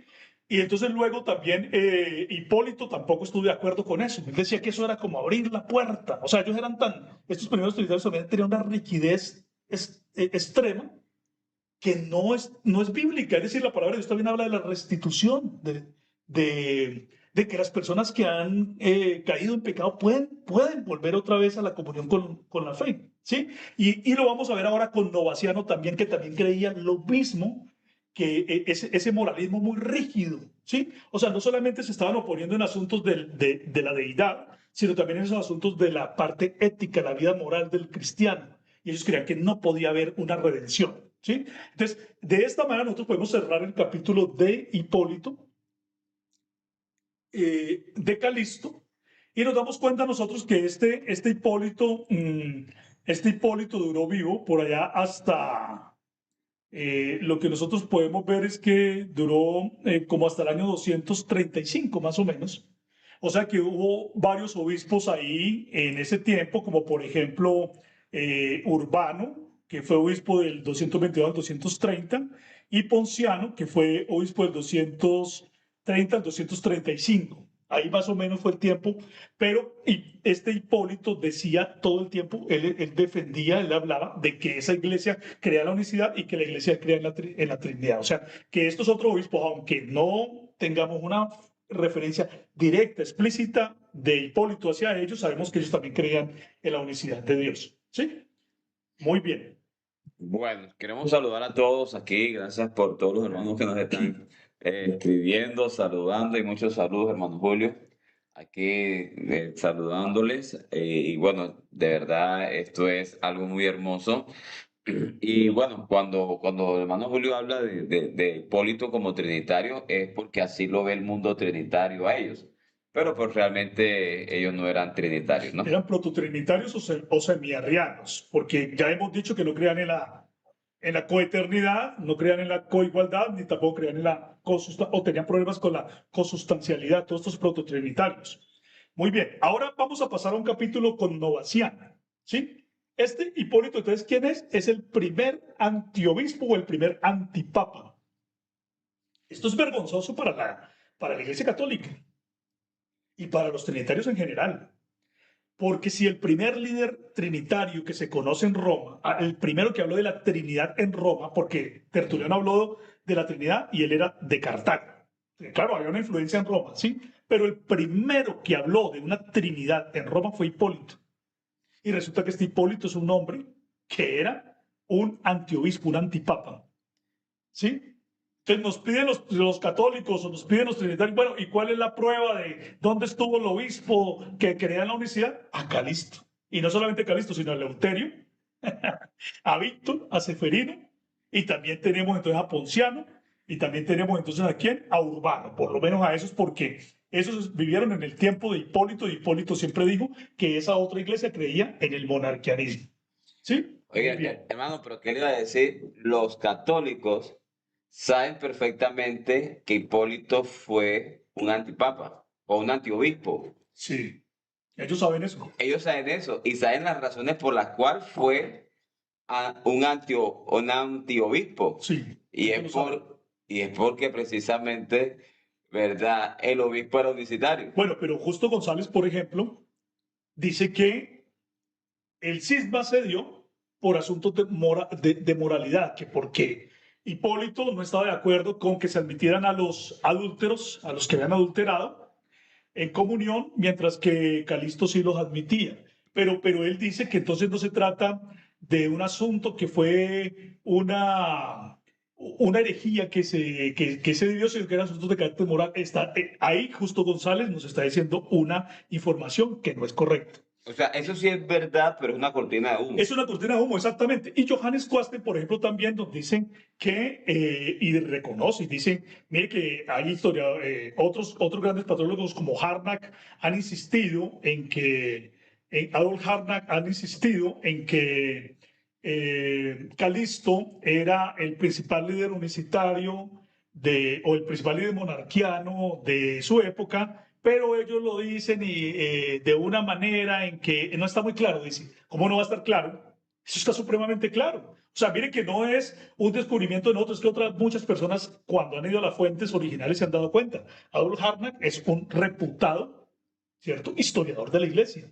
Y él dijo que ese Calixto tenía que ser el principal de los líderes monarquianos, pero eso no le gusta a Quasten, porque Quasten ve a Calixto como un papa. Y te dice que donde yo acepté a Calixto como que es un papa, porque Quasten es católico, ¿sí? Entonces, si yo lo acepto como un papa, me meto en la grande, porque ese era el principal de los líderes monarquianos, según el propio Hipólito y según Tertuliano, ¿cierto? Que le llama praxis. Entonces, mire usted aquí esa cuestión tan interesante y tan importante acá, ¿sí? No, cualquiera puede ir a las fuentes originales, ahí están las investigaciones, ahí están mis artículos, todo eso va a ser publicado en un libro si Dios me lo permite y me da la vida, porque eso es lo que yo quiero hacer. Estoy seriamente comprometido para sacar un libro completo, que no lo pensaba así al principio, porque todo comenzó con investigaciones aisladas, pero ya veo que todo ese material se está uniendo y le está dando una lógica a todo este asunto que vale la pena realmente publicarlo. No se puede dejar de publicar porque el mundo necesita luz, ¿sí? Y el mundo académico que ha sido engañado necesita luz. Alguien les tiene que hablar de una manera diferente para que se den cuenta de la verdad. Y las pruebas han sido manipuladas, pero las pruebas están ahí y son los propios trinitarios hablando. ¿Sí? Sí, sí, eso lo que se llama las evidencias enemigas, ¿no? Los enemigos hablando a favor de De la nosotros, universidad, de la claro. unicidad. Los enemigos de la unicidad hablando a favor de nosotros, ¿verdad? No, y es interesante porque lo que es Tertuliano, Hipólito y Orígenes, esas tres fuentes enemigas son los que evidencian que la unicidad de Dios era la doctrina Claro. predominante. Ah. Pero no solamente ellos, vamos a hablar de Novaciano, es que nos falta Novaciano. No, y también esto resulta de que Hipólito, cuando habla de Calixto, Calixto habla de la iglesia como la iglesia católica. Exactamente, es que la iglesia católica significaba, en ese momento la iglesia primitiva utilizaba el concepto católico como una iglesia universal, es decir, una iglesia que no estaba circunscrita a un territorio, sino que era la iglesia que Dios mandó para llenar el mundo con el evangelio. Entonces no se les llamaba católica, apostólica romana, no, se llamaba la iglesia católica, porque no era solamente el imperio romano, sino de cualquier lugar donde se invocara al Señor Jesucristo. Entonces ellos hablan de la iglesia católica como una iglesia monarquiana, esa es la iglesia católica original. Una iglesia Hasta nos robaron el catolicismo, ¿eh? hasta se robaron el título, exactamente. Es que se ha tergiversado tanto la historia, ¿cierto? Ah, Entonces nos dicen, muéstranos evidencias de parte de escritores unicitarios del siglo III. No, no los tenemos porque las destruyeron, pero mire que los mismos, o sea, tan grande era la presencia del monarquianismo que no pudieron destruir toda la evidencia porque para poder sostener incluso las obras de los trinitarios que supuestamente los iban a favorecer en el futuro, resulta que tuvieron que guardar evidencia que nos favorece a nosotros. pero ¿No? Marcelo Ancira sí habló también de la iglesia como católica. Claro, No, eso está muy bueno. claro. Hay que Ahora, esperar este libro, hay que esperar que salga el libro. bueno, vamos a seguir adelante y bueno, yo animo a los hermanos, mire, yo sí quiero decirles una cosa a los hermanos, esto requiere mucha investigación, mucho esfuerzo, mucho sacrificio. Ustedes no saben cuántas horas, pero a mí me encanta esto. O sea, es que yo le dedico tiempo a eso porque me gusta, Dios me ha dado este sentir de hacer esto, pero yo sí les pido a los hermanos que estén orando por mí, que me estén ayudando. Esto también uno ve que a veces vienen ataques del enemigo, vienen asuntos que quieren estropearle o entorpecerle a uno el avance de esta obra, ¿sí? Pero vamos a seguir adelante porque hay que sacarla y publicarla con la ayuda del Señor. Mire, ahora vamos a hablar de otro hombre llamado Novaciano, ¿sí? Vamos a hablar de otro hombre llamado Novaciano. El segundo antiobispo. El segundo antiobispo, pónganle atención, pero también el segundo prototrinitario de Roma. O sea, ¿por qué digo esto? Porque cuando ustedes quieren ir a las fuentes, e investigan la historia y quieren ver quién en Roma habló de la Trinidad, ¿sí? Que resulta que el primero que habló de la Trinidad fue Hipólito en Roma, ¿no?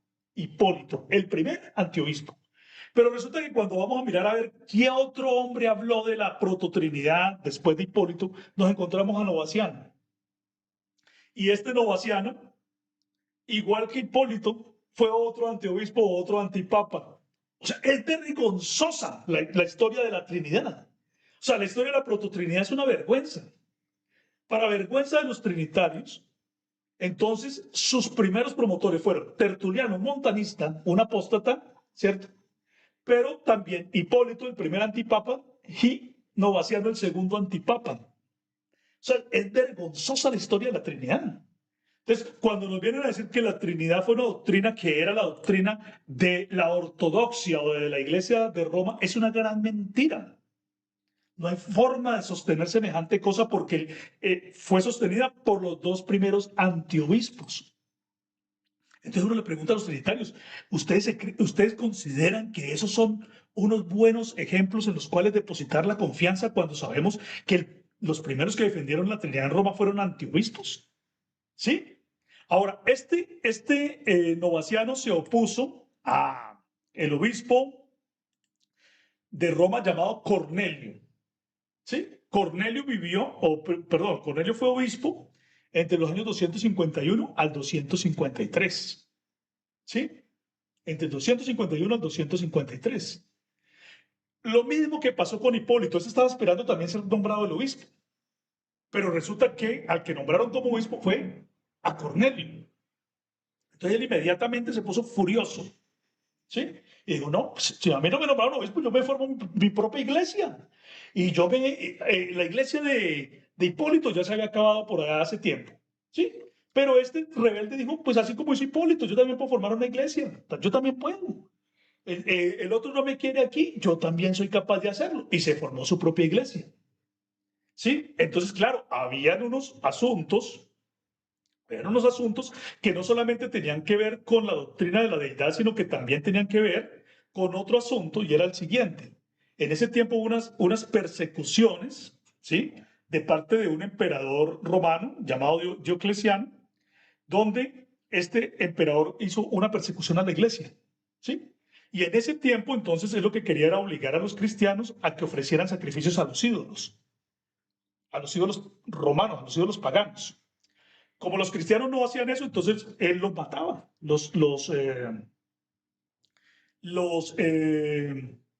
les hacía daño, los mataba.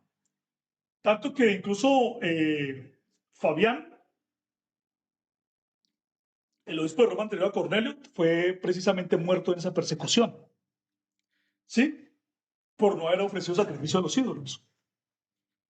Entonces, en ese tiempo, muchos cristianos, para evitar ser muertos, ellos cometieron el pecado de adorar los ídolos para evitar la muerte, mientras que otros murieron por el Evangelio.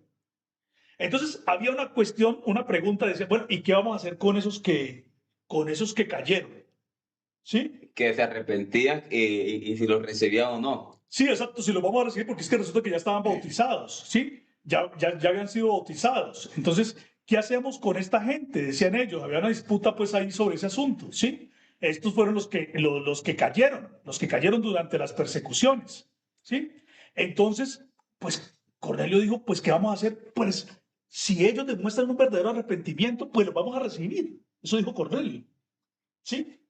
Si esta gente se arrepiente, si esta gente, o sea, no estamos diciendo que eso estuvo bien, no, eso no lo estamos diciendo, Pero si ellos se arrepienten, si ellos confiesan el pecado, si ellos muestran frutos de arrepentimiento, ellos deben ser parte de la comunión de la iglesia. Entonces Novaciano dijo, no.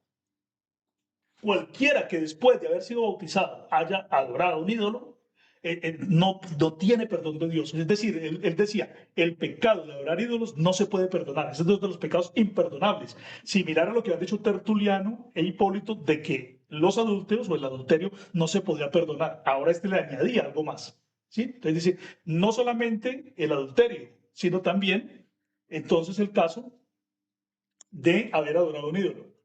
Entonces, él tomó eso como un trampolín, un caballito de batalla. Entonces, cuando nosotros escuchamos otra vez a Justo González, a Quasten y a varios de los patrólogos católicos y trinitarios, entonces ellos dicen, lo que ocurrió con el cisma de Novaciano fue que él se separó porque él no estaba de acuerdo en asuntos morales, porque él lo que creía era que no se debía perdonar a la gente que había adorado ídolos. Lo mismo con Hipólito. Exactamente, pero están ocultando el asunto de la Trinidad. Pero resulta que, póngale cuidado usted aquí, cuando nosotros vamos a las obras de Novaciano, nos damos cuenta que el asunto no era solamente ese. Novaciano, igual que Hipólito, reconoció en Novaciano sobre la Trinidad 23, ¿sí? En el capítulo 23, voy a hacer una cita textual para que la gente se dé cuenta de esto, ¿sí? Que es muy importante. Mire, mire lo que dice. Voy a leerlo acá. Espere si viera. Ya lo voy a mirar acá. Mire. Novaciano escribió, mire, en sobre la Trinidad capítulo 23, dice, escuche bien esto, y toda la gente dice, pues es tan evidente que las escrituras lo declaran Dios. ¿Sí? O sea, ¿a quién? A nuestro Señor Jesucristo, ¿cierto? Es tan evidente que las escrituras lo declaran Dios, a nuestro Señor Jesucristo, dice, que muchos herejes, pero otra vez escuche, era que para Novaciano, los que no creían en la Trinidad eran herejes. Pero el que dice que mire, que muchos herejes conmovidos por la magnitud y verdad de esta divinidad, exagerando sus honores desmesuradamente, se han atrevido a anunciarlo o a creer que no es el Hijo, sino Dios Padre mismo. Pero escuchen esto, que esto es muy importante, lo que estamos leyendo. Mire, dice Novaciano que eran muchos, no que eran pocos, sino que eran muchos herejes, ¿cierto? Y mire lo que él dice que decir que aquel que es el Hijo es por identidad el Padre, ¿significa qué? Significa exagerar sus honores desmesuradamente. O sea que Novaciano creía que el Hijo era un Dios más pequeño, mucho menor, porque si usted lo igualaba al Padre, era prácticamente exagerar sus honores desmesuradamente. ¿Sí se da cuenta? O sea que para Novaciano el Hijo era un Dios más pequeño. Y cuando usted lo elevaba a la categoría del Padre, entonces era exagerar sus honores desmesuradamente. Inclusive, cualquier trinitario el día de hoy diría que el Hijo es en honores igual al Padre. Y que cualquiera que diga lo contrario es un hereje. O sea que para ellos Novaciano es que un hereje. O sea, ¿cuál es el problema en el que están metidos los trinitarios ortodoxos del día de hoy, los que creen en la Trinidad correcta? Que Tertuliano, Hipólito y Novaciano son herejes para ellos, porque ninguno creía en la Trinidad que ellos creen. ¿Sí? Ellos creían que el Hijo era un menor. Creer que el Hijo era igual al Padre era exagerar los honores desmesuradamente. Mire, dice, y mire lo que sigue diciendo, dice, y esto, aunque contrario a la verdad de las Escrituras, sigue siendo un gran y excelente argumento a favor de la divinidad de Cristo, quien es Dios en la medida en que no es hijo de Dios, nacido de Dios, que dice que muchísimos herejes, ¿sí ven? Que muchísimos herejes, como hemos dicho, lo han aceptado como Dios hasta el punto de pensar que debe ser pronunciado no como el Hijo, sino como el Padre.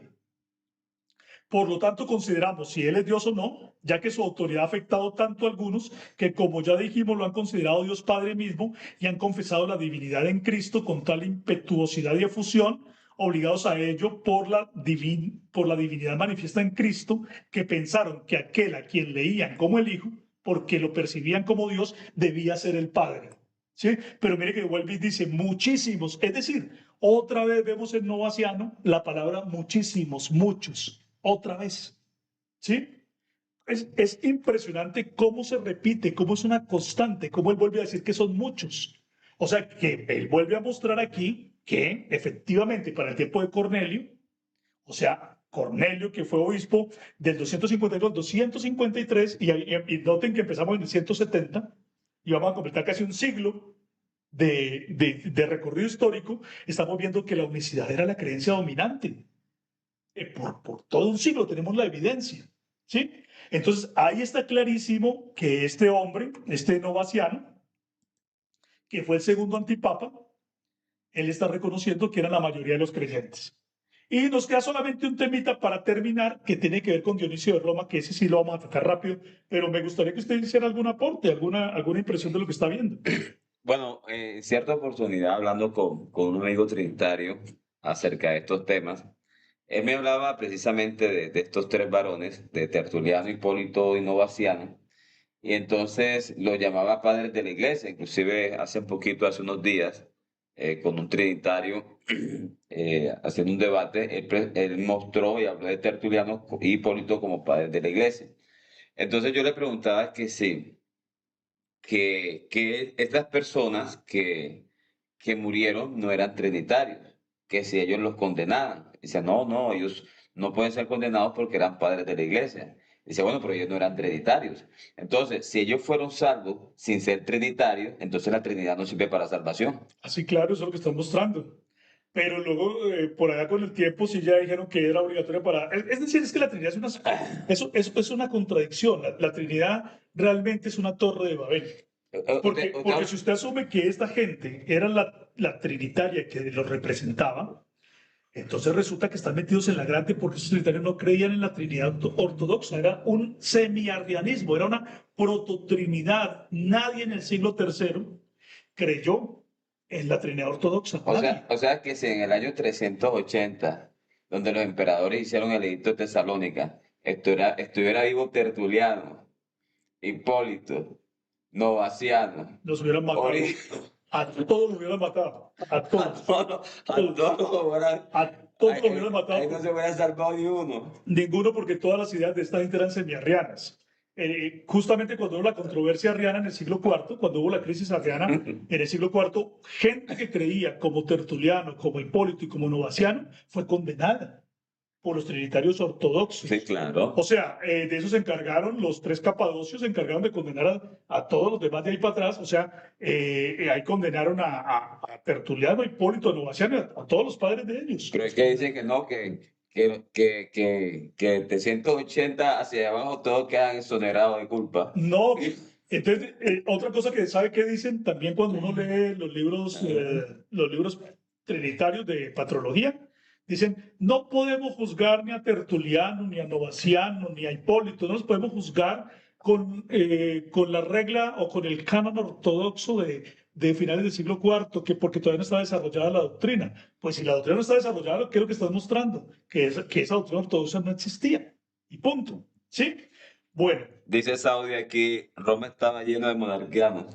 Claro, Roma estaba llena es que estaba tan llena que dice abarrotada la escuela de teología. Multitudes, muchísimos, ¿sí? Constituyen la mayoría de los creyentes. ¿Son las palabras de quién? ¿De nosotros? No, las palabras de Tertuliano, de Hipólito y de Novaciano. Eso es. Ahora, si no le creen a sus papás, si los señores no le creen a sus papás, no le creen a nadie. ¿Sí? Claro, claro. El que no le crea al papá no le crea a nadie. Ya, o sea, si no pueden confiar en sus padres, no pueden confiar en nadie, mejor dicho. Entonces, por eso nos damos cuenta de que la Trinidad es una contradicción.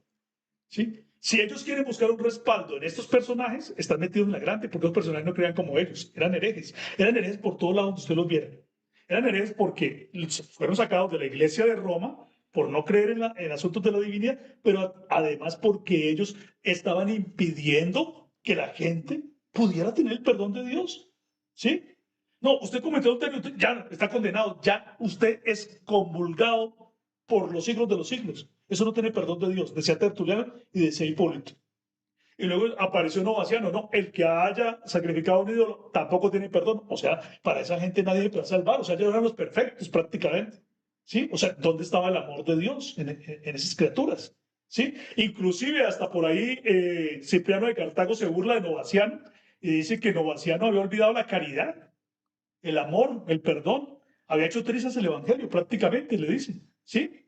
Eh, Porque él prácticamente decía que no se podía perdonar a nadie. Ahora, Novaciano formó una secta, dice, también cuando nosotros miramos ahí, una secta donde ellos se creían los más puros, los puritanos se llamaban, ¿sí? Ellos eran los puritanos, los demás eran los perversos y los malos, porque ellos creían que sí podía haber perdón. Claro, y mire usted, cuando nosotros vemos otra de los obispos de Roma, no era que ellos estuvieran permitiendo el libertinaje, ¿no? Ellos están diciendo si hay un verdadero arrepentimiento, ¿cierto? Si hay un verdadero arrepentimiento, si la gente realmente va a cumplir con una penitencia, es decir, ellos van a cumplir un tiempo de disciplina, ¿cierto? En el lenguaje pues, que nosotros usamos, ¿sí? Si ellos van a cumplir un tiempo de disciplina, pues se pueden recibir en comunión, pero no tenemos que desecharlos. Entonces, mire también la constante de estos prototrinitarios, cómo ellos también ponían ese asunto de prácticamente cerrar las puertas de la salvación a la gente que porque ya había cometido un pecado, pero también el asunto de la deidad, ¿sí? Entonces, ese asunto que fue el asunto moral en del que se pegan, por ejemplo, Justo González, Johannes Quasten, incluso otros autores para decir que no, que el asunto era por ese lado, pero él lo utiliza como una cortina de humo, como usted bien lo dijo, para tapar el asunto de la prototrinidad. Ahora,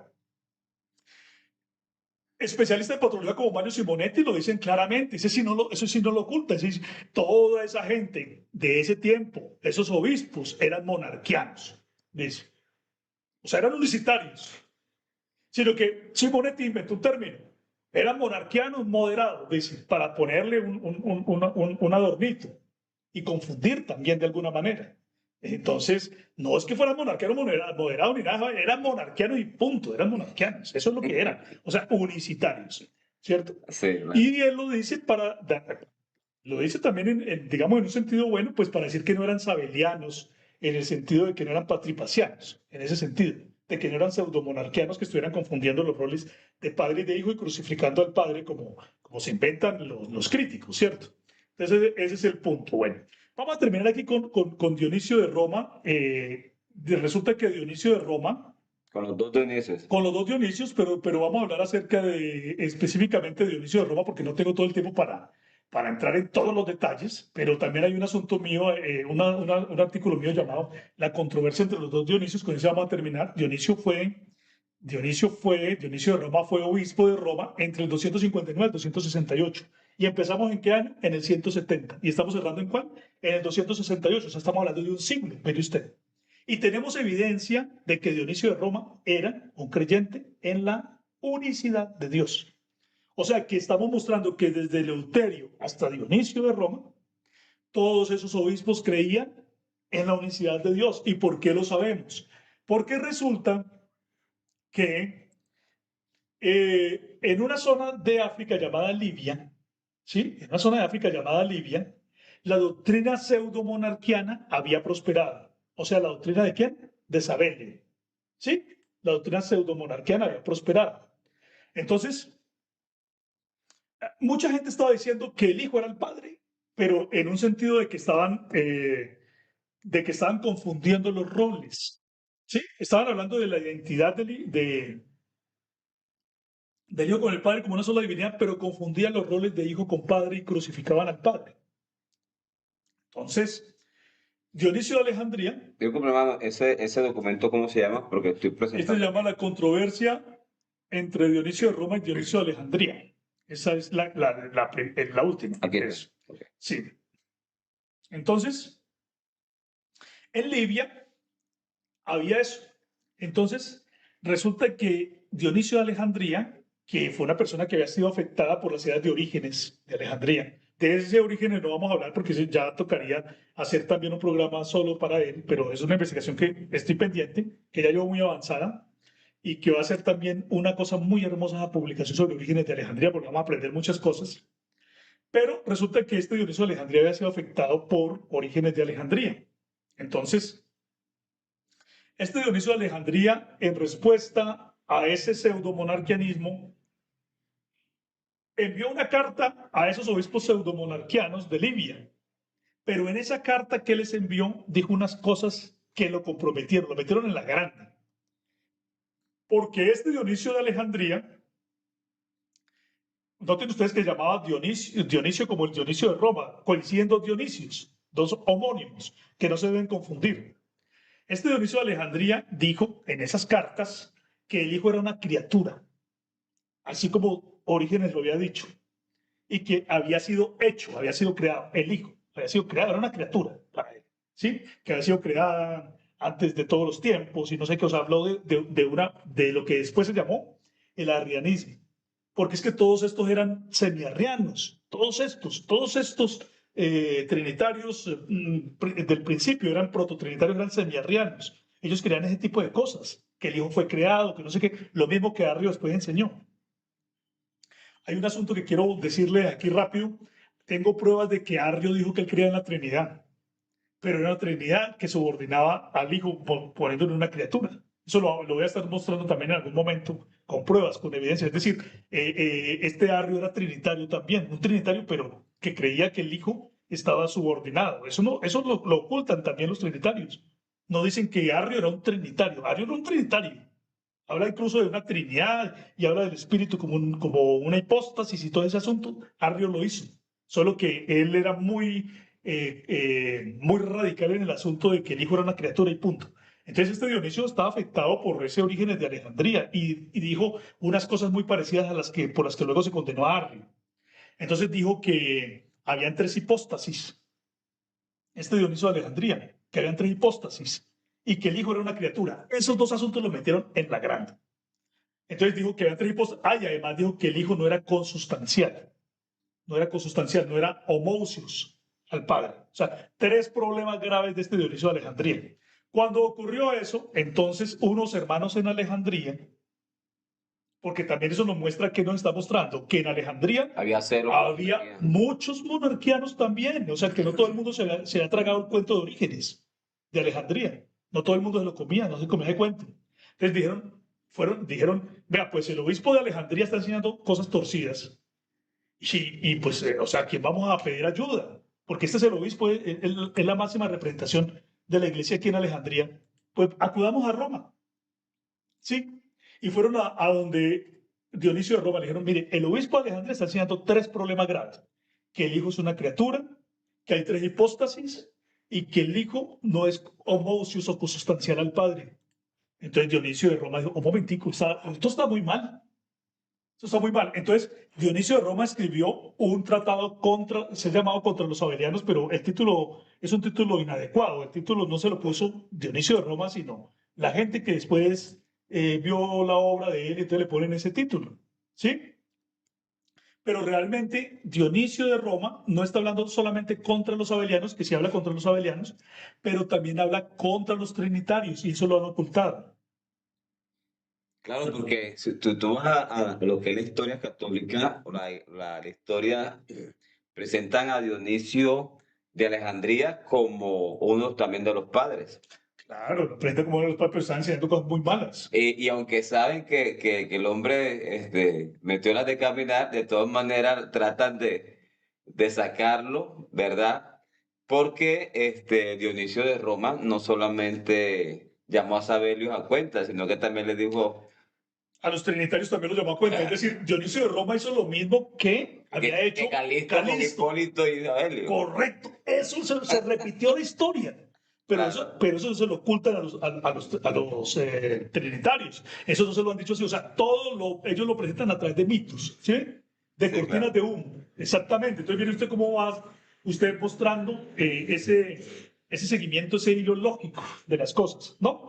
Entonces, este Dionisio de Roma dijo, bueno, hay que creer en la divina Trinidad, dijo Dionisio de Roma. Entonces muchos dicen, que Dionisio de Roma era trinitario porque dijo que había que creer en la divina Trinidad, pero resulta que él no utilizó el término Trinidad en el sentido de tres personas divinas como lo utilizó Tertuliano, Hipólito y Novaciano, y también lo utilizaba Orígenes, sino que lo utilizó como tres aspectos de Dios. O sea, él utiliza la palabra Trinidad de otra manera. ¿Y por qué sabemos? porque cuando él llama la atención a Dionisio de Alejandría, les dice que dividir y desgarrar la monarquía es un insulto, porque la enseñanza más grande de la Iglesia de Dios es la monarquía, es la unicidad. ¿Sí? Hoy en día, por ejemplo, hay gente que dice, oiga, Julio César, ¿usted por qué no para de hablar de eso?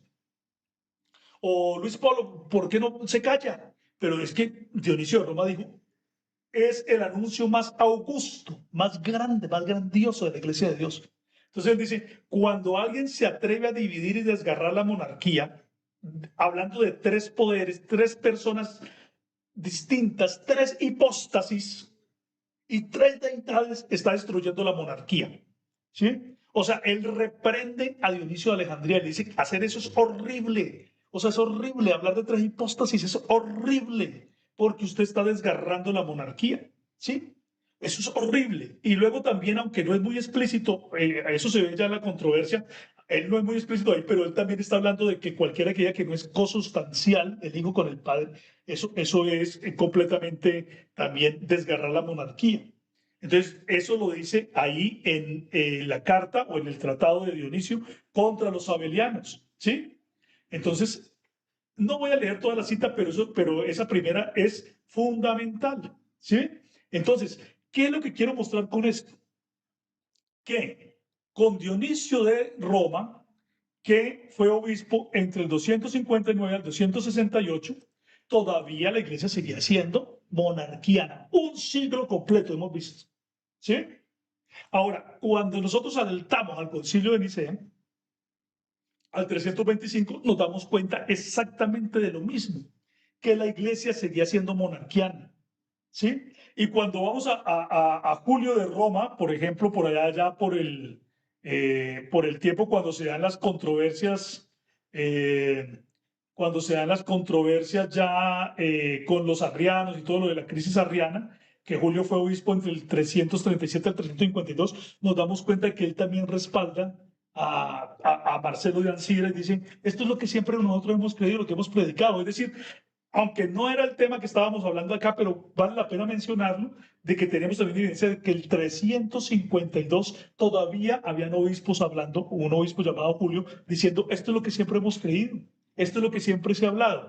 Miren que la evidencia de los dos Dionisios es tan poderosa que el erudito Manlio Simonetti, en su libro La teología de los primeros cristianos, siglo I al IV, en la página 174, dice lo siguiente acerca de Dionisio de Roma. Esto no es un invento de Luis Polo ni de Julio César Clavijo, sino de gente que también ha estudiado el tema, ¿sí? Y han visto las pruebas y dice, así, en esencia, miren lo que dice, en esencia, el texto de Dionisio, es decir, de Dionisio de Roma, da muestras de una orientación que definimos moderadamente monarquiana. Y ya hemos dicho que para Manlio Simonetti, moderadamente monarquiana significa monarquiana. ¿Sí? Es Porque que, monarquiana radical para Simonetti es pseudomonarquiano o sabeliano. ¿Sí? Entonces, aquí estamos viendo que Simonetti reconoce, ¿sí?, que Dionisio de Roma era un creyente en la unicidad de Dios. Muy bien. Entonces, ¿qué podemos decir aquí para ir cerrando? ¿Qué podemos decir? Si algún trinitario quiere refutar lo que nosotros estamos exponiendo aquí, debe hacerlo de una manera académica, con pruebas, con evidencias. No burlándose, no cogiendo la cara de Luis Polo y poniéndolo como si fuera un payaso o que está llorando o ese tipo de cosas, porque eso es ridículo. De esa manera no nos van a refutar, simplemente se están burlando de uno. Y la burla no significa una refutación, ¿sí? ¿Qué es lo que nosotros estamos pidiendo? Que lo hagan de una manera académica, seria, juiciosa, ¿sí? Como tiene que ser, como nosotros lo hemos presentado acá. Si alguien quiere refutar esto, entonces refútelo, pero bien. Pero las pruebas, las evidencias demuestran que la iglesia, ¿sí?, de Roma fue una iglesia monarquiana, por lo menos del 170 al 260, al 270, un siglo completo, pero también inclusive hasta el 350 y qué, cuando dijimos que había cerrado Julio, hasta el 352 por lo menos, ¿sí? Hasta por lo menos la mitad del cuarto siglo.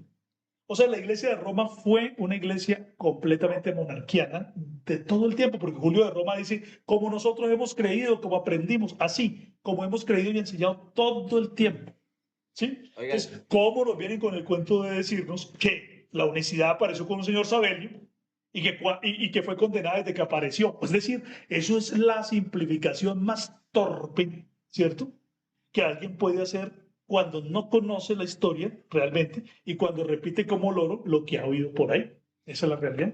Sí, sí, sí. Usted sabe que obispo, Dionisio de Roma entra dentro de los papas para la Iglesia Católica. Y el detalle es que Dionisio de Roma condena las hipóstasis en la monarquía. Claro.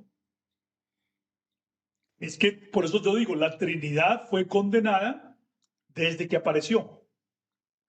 Tertuliano fue prácticamente, a él no, ni siquiera lo tuvieron que excomulgar, él se salió solito de la iglesia, ¿cierto? Se volvió montanista y se fue, listo. A Hipólito sí lo excomulgaron, a Novaciano sí lo excomulgaron, ¿sí? Y pues Dionisio de Alejandría sí se sostuvo, pero fue reprendido en su creencia arriana de que el hijo era una criatura, luego se echó para atrás y dijo que no, que el hijo era eterno, tomando otras ideas de Orígenes, porque era que Orígenes jugaba doble. Decía, por un lado que fue creado y por otro lado que fue eterno. Eso es lo que vamos a mostrar en el programa de... Por un lado decía que era creado y por otro lado decía que había sido engendrado en el Eso, vientre de y Orígenes era un jugador o sea, jugaba por todos los extremos. O sea, Aquí, él era un camaleón. aquí en Colombia se dice que patea con las dos piernas. Eso, patea con las dos, sí, pateaba con las dos piernas. Era un camaleón ese Orígenes. Entonces llegan y dicen, Orígenes, me da risa porque hay gente, el genio teológico. El genio teológico hablando toda cantidad de tonterías. Pues si ustedes lo quieren llamar genio, llámenlo como quieran. Pero realmente Orígenes era un charlatán y era un sincretista entre filosofía griega y cristianismo. Eso lo vamos a estar mostrando en un programa sobre Orígenes. Pero es muy interesante esto que nosotros acabamos de hacer hoy. Estamos mostrando que la iglesia de Roma era una iglesia completamente monarquiana, cerrando inclusive hasta el 350 con Julio, ¿sí? Con Julio, que donde tenemos la otra prueba, de Julio de Roma, que también era un monarquiano que dice, todo el tiempo hemos creído así, como Marcelo ha dicho las cosas, así hemos creído nosotros. Y lo llamó un verdadero ortodoxo, Este es un verdadero todo, esto es un verdadero hermano, y ahí estaba Atanasio de Alejandría, que en ese tiempo era que monarquiano. Ah, eso también, tampoco lo han dicho los trinitarios, que Atanasio durante un tiempo fue monarquiano, no, ¿sí? no, y gracias a eso fue Y, que y se liberó y le ayudó el obispo Julio. Claro, eso son cosas que también han ocultado, pero esos son otros temas que también vamos a estar hablando en su Sí, momento, sí, sí. porque de Atanasio de Alejandría también han dicho tantas mentiras que el gran principal defensor de la deidad de Cristo en el siglo IV fue Atanasio. Mentiras, el gran defensor, el más grande de todos, el más destacado fue Marcelo de Ancira, una figura que han querido opacar. Pero también vamos a estar, es que de toda esta gente vamos a estar hablando. En la medida en que Dios nos vaya dando la oportunidad, vamos a estar sacando publicación y vamos a estar hablando. Ya hay gente que lo ha venido haciendo y felicito a los hermanos que lo han venido haciendo. Saude Contreras es un hermano que lo ha venido haciendo. El hermano Luis Polo lo ha venido haciendo. Y otros hermanos ya se están sumando también y ya también lo están haciendo. Entonces es muy bueno que todos estemos hablando este mismo idioma, trabajamos realmente en el mismo equipo y gracias a Dios por eso. ¿Sí? Aquí no estamos compitiendo de que si yo fui el primero, yo fui el que aparecí, que yo fui el que dije o que tal cosa. No, esto es un equipo. Y gracias a Dios porque la gente está copiando, porque la gente está aprendiendo, porque la gente está multiplicando todas estas verdades que la gente necesita conocer. Y si algún trinitario nos quiere refutar, debe hacerlo con el mayor de los respetos, como nosotros hemos presentado estas pruebas, estas evidencias. A mí me pueden poner la cara llorando, me pueden poner la cara que con el pelo despeinado. Eso para mí es lo de menos. De mí se pueden burlar, hacer añicos con mi imagen. No, lo que yo quiero es que refuten mis argumentos con altura. Eso es lo que deben hacer, ¿cierto? Y lo estamos esperando, porque hay gente que ahora se ha vuelto experta en hacer, hay caricaturas del uno y del otro y burlarse y poner que lagrimitas y no sé qué. Esas tonterías realmente no ayudan para la discusión. Pero al mundo académico trinitario lo estamos desafiando, le estamos presentando esas verdades para que se pellizquen, porque realmente estamos demostrando con evidencia que la Trinidad es una herejía, que fue condenada desde que apareció, que los líderes prototrinitarios, los primeros líderes prototrinitarios, todos fueron herejes, todos. Orígenes de Alejandría también. O sea, es increíble. Todos fueron herejes, todos. Es increíble. ¿Sí? Entonces, ¿cómo vienen a decirnos a nosotros una mentira cuando nosotros hemos descubierto estas verdades? Porque es que así como los trinitarios tergiversan la escritura, también han sido capaces de tergiversar la historia. Esa es la realidad. ¿Sí? Pero Dios nos está sacando todas esas verdades a la luz. Y yo sé que todo esto que nosotros hemos hecho no es en vano. Aquí hay gente que va a entender y va a creer la palabra de verdad. Amén. Aleluya, qué bendición. Creo que este programa ha sido un programa muy hermoso, muy maravilloso, muy valioso también. Quiero saludar a todos los hermanos, a los que han participado en el chat, los que nos han enviado sus saludos, anticipadamente saludando a los que nos van a ver en diferido. Y realmente me uno al pensamiento del hermano Julio César Clavijo. Inclusive yo hice un video, creo que ayer o antes de ayer, y yo dije prácticamente esas palabras. Somos un equipo, trabajamos en equipo. De pronto no nos han visto en un mismo programa, ¿verdad? Pero trabajamos en equipo, aportamos conocimiento, realmente estamos haciendo un buen trabajo. Y se están viendo Hay resultados. otro hermano, Edwin Higuera, ¿cierto? Que ha trabajado con usted en los programas. Edwin García. Edwin García, Otros hermanos que han venido haciendo, más Daniela Gaciola. hermana Daniela García. Hay varios hermanos. Y mire, y el público en general, es que estoy satisfecho, yo estoy tan emocionado, me encanta esto. Ya empiezo a escuchar a los hermanos. Entonces Calisto, entonces Seferino, entonces Víctor, entonces Hipólito, entonces Novaciano. O sea, ya la gente le perdió el miedo a estos personajes, ya los conocieron. La gente ya se está enterando, ya hablan de todo esto. Entonces, me encanta, porque eso es lo que nosotros queremos, ¿cierto? Que esa ignorancia histórica se acabe, que no solamente confiemos en que no, que lo que dijo Simonetti, que lo que dijo Cuasten, que lo que dijo Justo González, no, nosotros también pensamos, nosotros también analizamos. Nosotros también tenemos derecho a ir a las fuentes y estudiarlas, porque nos han dicho, es que ustedes ya están revisionistas de la historia. Pues claro que hay que revisarla, no que la han enseñado mal. Entonces, si se ha enseñado mal, ¿cómo vamos a permitir que se siga enseñando mal? Nosotros tenemos que hacer un alto en el camino.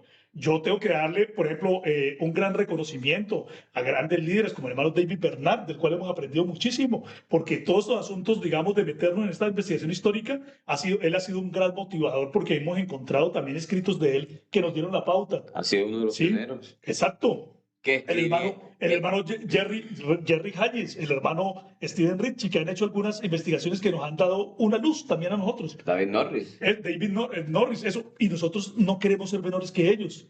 Nosotros queremos hacer y aportar también nuestro grano de arena y lo vamos a hacer. Es decir, así como en el mundo inglés han hecho investigación, nosotros en el mundo hispano no vamos a hacer menos, vamos a hacer también unas investigaciones de altura, ¿sí? Vamos a hacerlas, unas investigaciones muy importantes también, que eso es lo que queremos. Hay gente metiéndose en esto y los invitamos a todos los hermanos.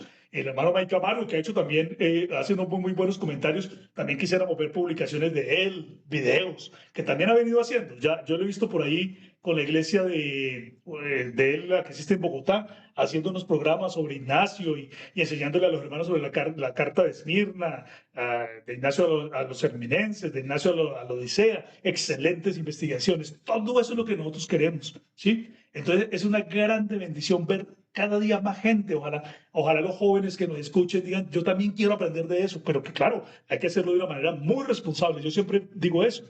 No es que salga gente allá a la loca y que porque ya vamos a hacer apología y no sé qué, sino que esto también requiere y demanda pues mucha responsabilidad sobre lo que nosotros estamos diciendo.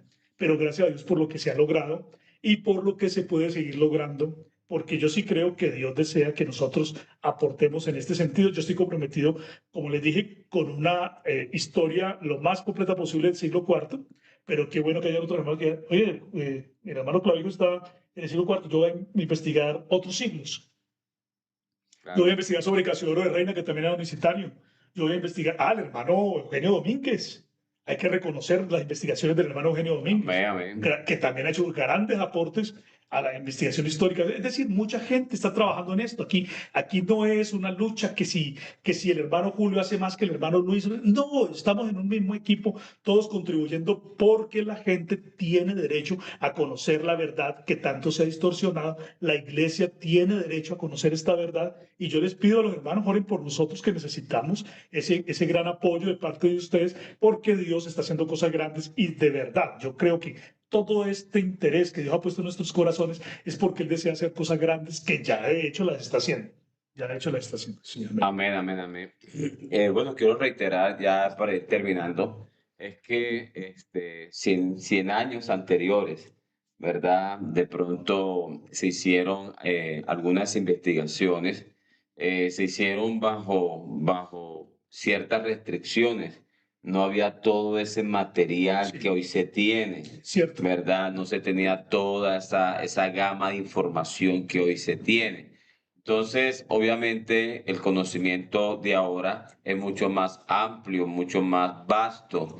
Eh, las fichas de rompecabezas se tienen más. Sí, Entonces, por ejemplo, cuando usted iba a buscar las obras de Orígenes de Alejandría anteriormente, era muy difícil encontrarlas. Ahora se las encuentra todas por internet. ¿Sí? Entonces, solamente eran los católicos los que tenían acceso a eso. Ahora todo el mundo tiene acceso a eso. ¿Sí? Entonces, por eso la investigación sobre esos personajes no ha cesado, está vigente y nosotros tenemos todo el derecho a aportar nuestro punto de vista. ¿Que somos revisionistas de la historia? Sí somos revisionistas porque es que la historia se ha contado mal. Entonces, cuando se ha contado mal, se tiene que revisarla para que se cuente bien. ¿Sí? nosotros no Y estamos por eso estamos haciendo. nosotros no estamos reinterpretando la historia, nosotros estamos presentando la historia como debe ser interpretada. Exactamente. Eso Otra de es. las cosas es, si hay una persona, un unicitario, un hermano, una hermana que está haciendo un trabajo que usted sabe que de pronto no ha sido nombrado o nombrada aquí, lo importante es que Dios, ¿verdad? Dios va a recompensar ese trabajo. Sigan adelante todos esos hermanos y hermanas que están haciendo un buen trabajo de una manera adecuada, presentando argumentos con eficacia, con veracidad. A todos ellos, ánimo, estamos contentos, nos sentimos honrosos, ¿verdad? Personalmente yo me siento muy honroso cuando veo a un hermano o a una hermana que hace un buen trabajo, que aporta, que argumenta, que hace un buen trabajo. Yo digo, esto es un gran equipo, Bueno. esto es un gran equipo. Así que, hermano Julio, gracias por estar aquí. Gracias, hermano Luis. Ha sido una grande bendición tener esta dicha de poder compartir con usted. Así hubiera sido no mucho el tiempo, uno a veces quisiera más, pero bueno, eso es lo que podemos. Pero gracias a Dios que nos ha permitido estar juntos, visitándole aquí en su casa y gracias a Dios por esta hermosa oportunidad que tuvimos. Que este video también sea de gran bendición, como el del Concilio de Nicea, que me han contado por toda parte lo maravilloso que es, cómo les ha traído de bendición a la gente. Es tan hermoso que hasta todos los trinitarios andan por ahí hablando sobre el tema también, pero hablando mal, y nosotros queremos que hablen bien, es decir, concéntrese en los argumentos, y si usted tiene la manera de verdad de refutar esto, pues entonces hagamos un debate, pero con altura y serio, pero no poniendo caritas y esas cosas, eso es ridículo y no queda bien, eso es como de principiantes, eso no le queda bien. De aquí nosotros hablamos es con altura y con amor por la palabra de Dios y realmente por la historia, porque aquí estamos hablando académicamente, porque nosotros somos académicos, ¿sí? El hermano Luis Polo es un teólogo, yo también soy teólogo, además yo no solamente soy teólogo, yo también soy ingeniero civil, trabajo con una entidad del Estado, soy investigador, ese es mi trabajo, Hicimos ¿sí? Y eso es lo que hacemos. ¿te acuerdas cuando hicimos la tesis de grado juntos de la Sí, universidad? una gran bendición, sí. El hermano Julio estudió en la misma universidad, estudiamos juntos, nos graduamos juntos también, ¿verdad? Y nuestra tesis de grado, mire que es un referente para el tema de Creciendo en Gracia. Nos citan por toda parte.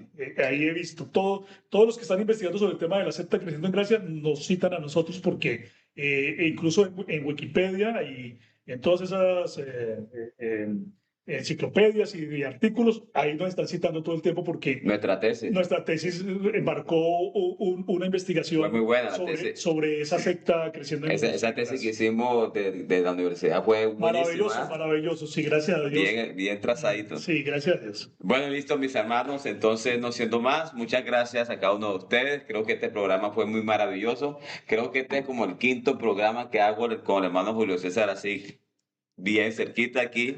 Creo que ha sido como dos en mi casa y como tres en la casa de él, algo Sí, así. así fue. Y ha sido de gran bendición. Así que, Bueno, hermano Julio, Dios lo bendiga y Dios le guarde. Este siempre en su casa, tanto en el canal como aquí. Y a todos que pasen un feliz día, muchas bendiciones y en otra oportunidad. bueno.